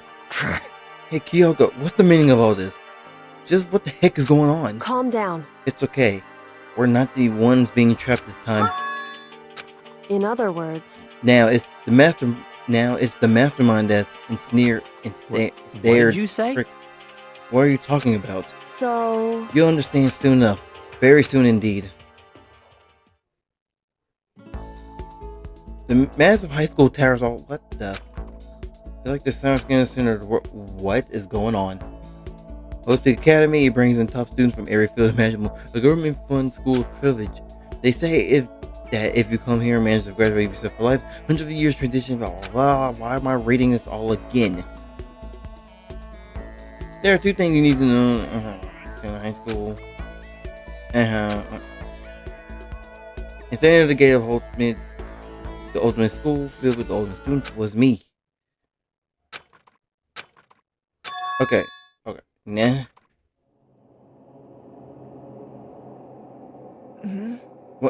Where am I? Woke up my head resting on top of the hardwood desk. My body felt heavy. It wouldn't be weird for me to zonk out in the middle of some boring class or whatever, but what was I doing here just now? It wasn't any classroom I've never been in before. What the heck is going on?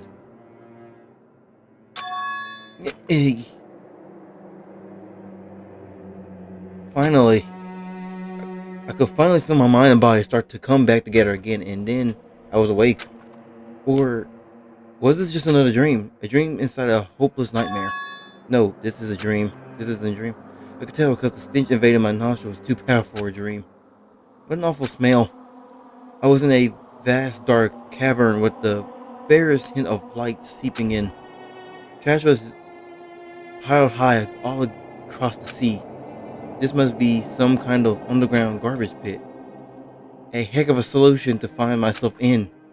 But that was just the beginning of my problems. Was I going to be stuck in there till I wasted away and died? No, I can't let that happen.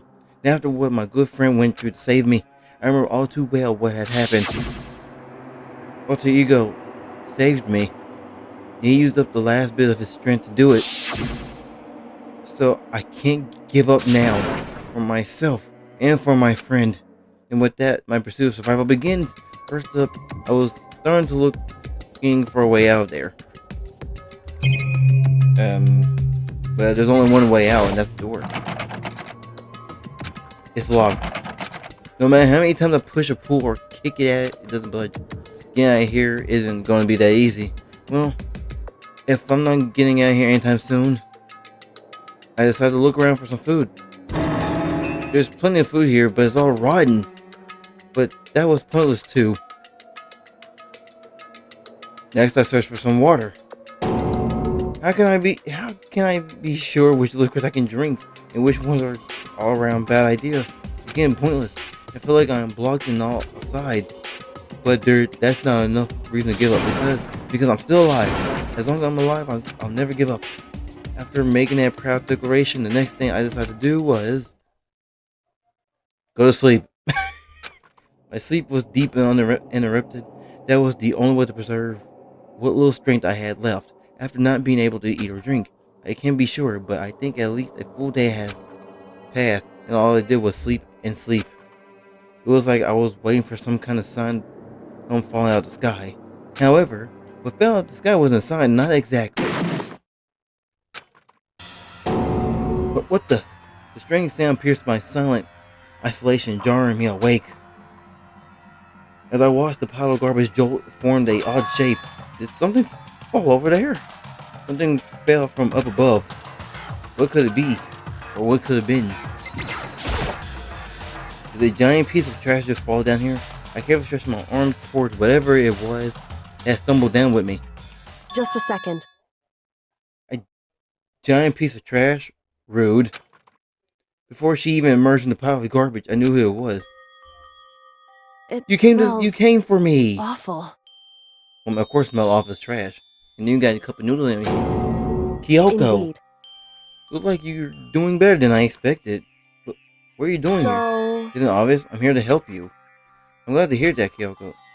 You got a bit of garbage in your hair.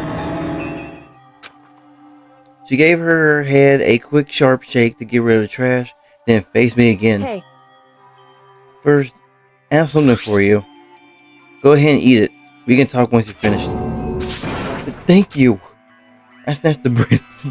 I snatched. It's crazy. It's wild. I snatched the bread and water that she was holding out for me.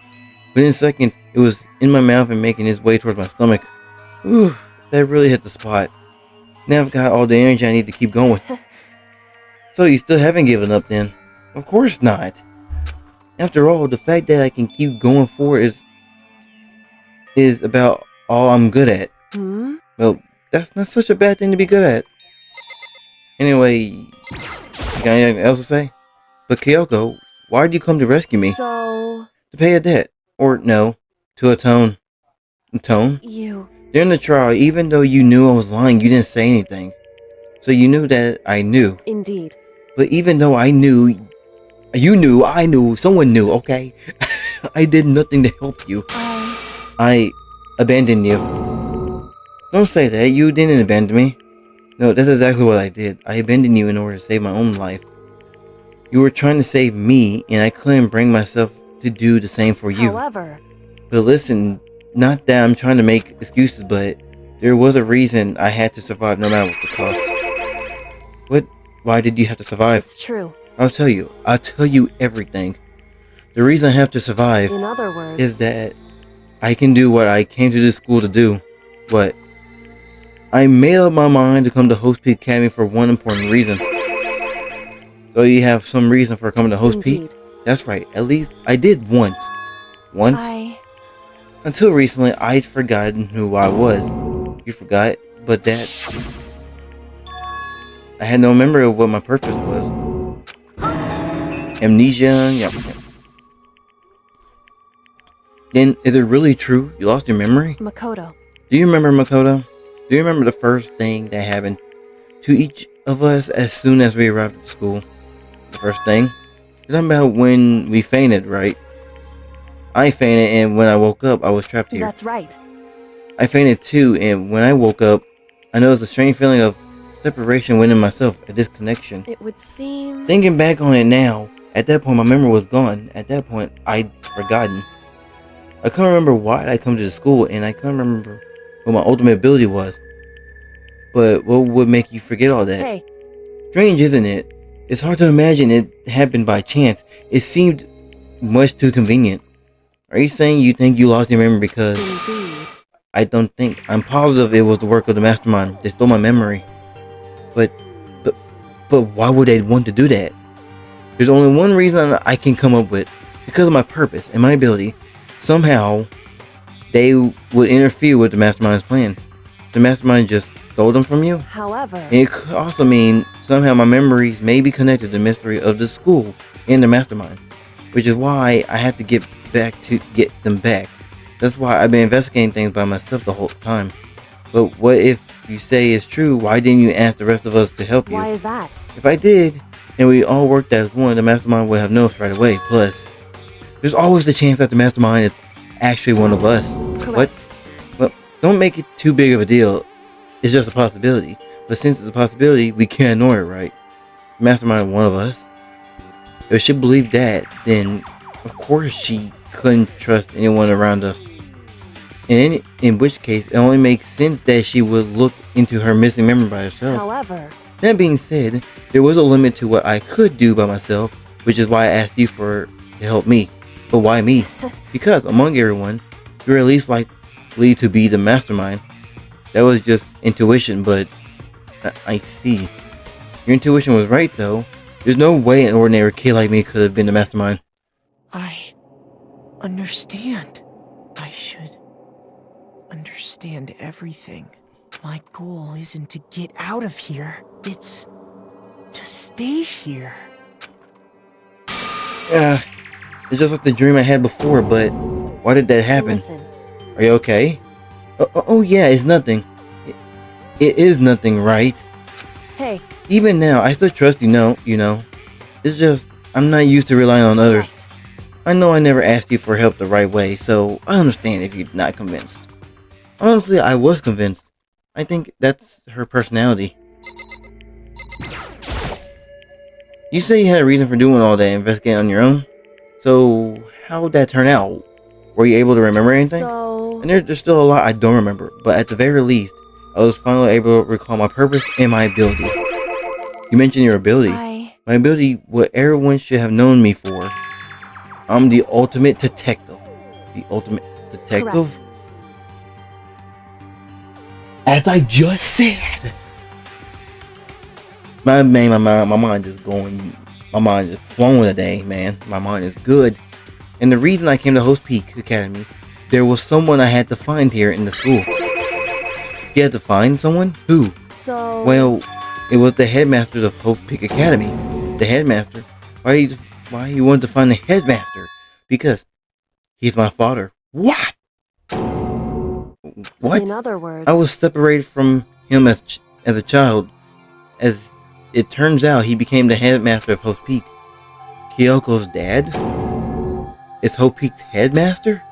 Then that explains when Alter Ego told us he Thought the headmaster was involved. Huh? Oh yeah, I remember No that. matter what, So,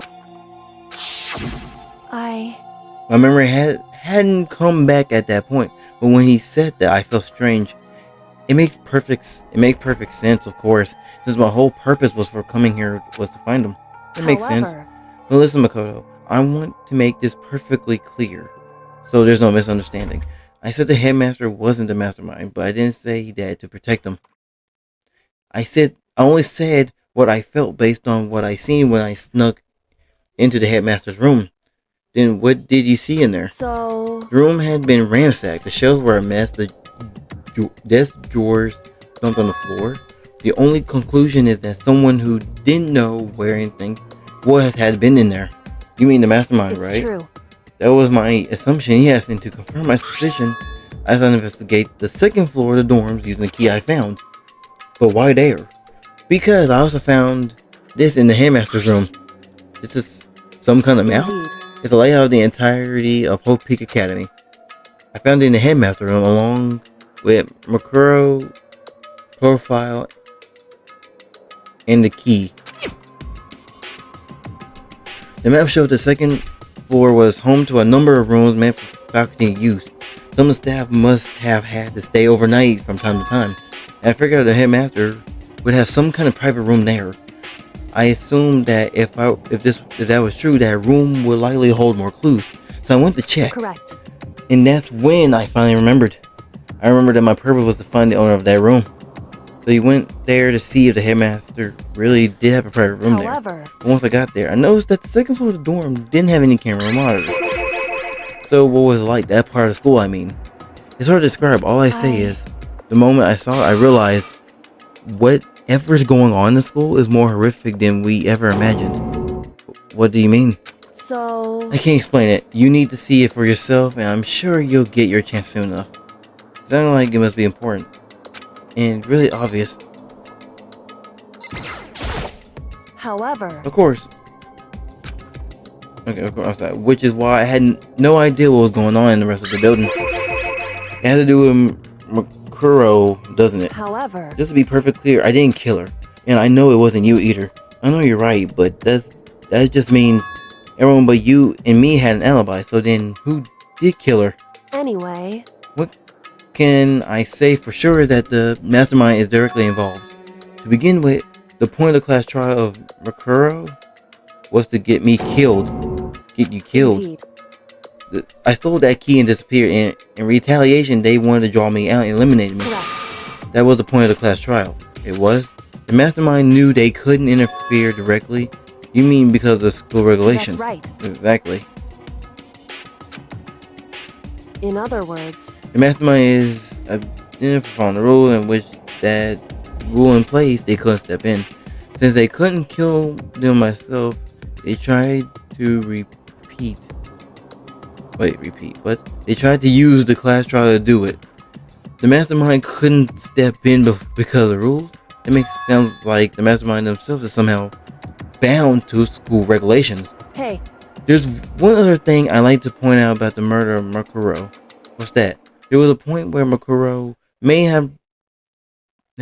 not have become the victim. It could have been you, Makoto. I could have been the victim? indeed. You know what I'm talking about, right? Do you mean during the night? I can hear them, you know. The footsteps of the god of... I'm not even gonna say that. What? I can hear the G-O... Well, that's still G-O-D. I hear death as he moves.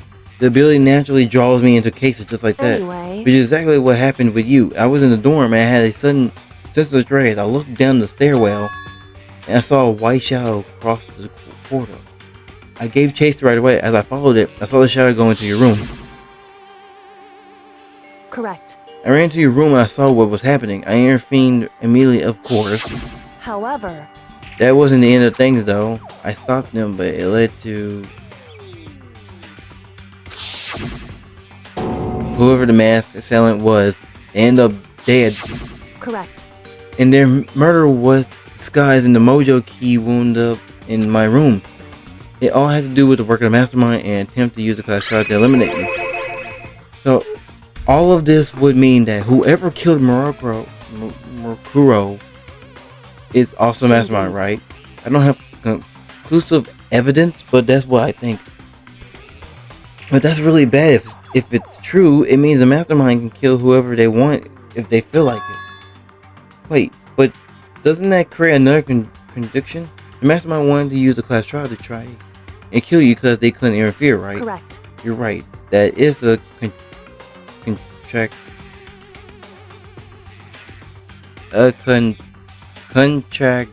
contradiction. My goodness gracious. And not just Mukuro. They need the class trial to kill me, but seem ready to kill you in your room. Everything they did is a I'm not gonna try to say it. So what does it mean? In other words, It means the mastermind is the one who's being cornered, huh? Makoto. Just a little more, and I should be able to figure out the mastermind's identity. The identity of the other ultimate despair. The other ultimate despair? There's no doubt that Mukuro was the ultimate despair, but there's no doubt that Mukuro was the ultimate despair and that she's dead.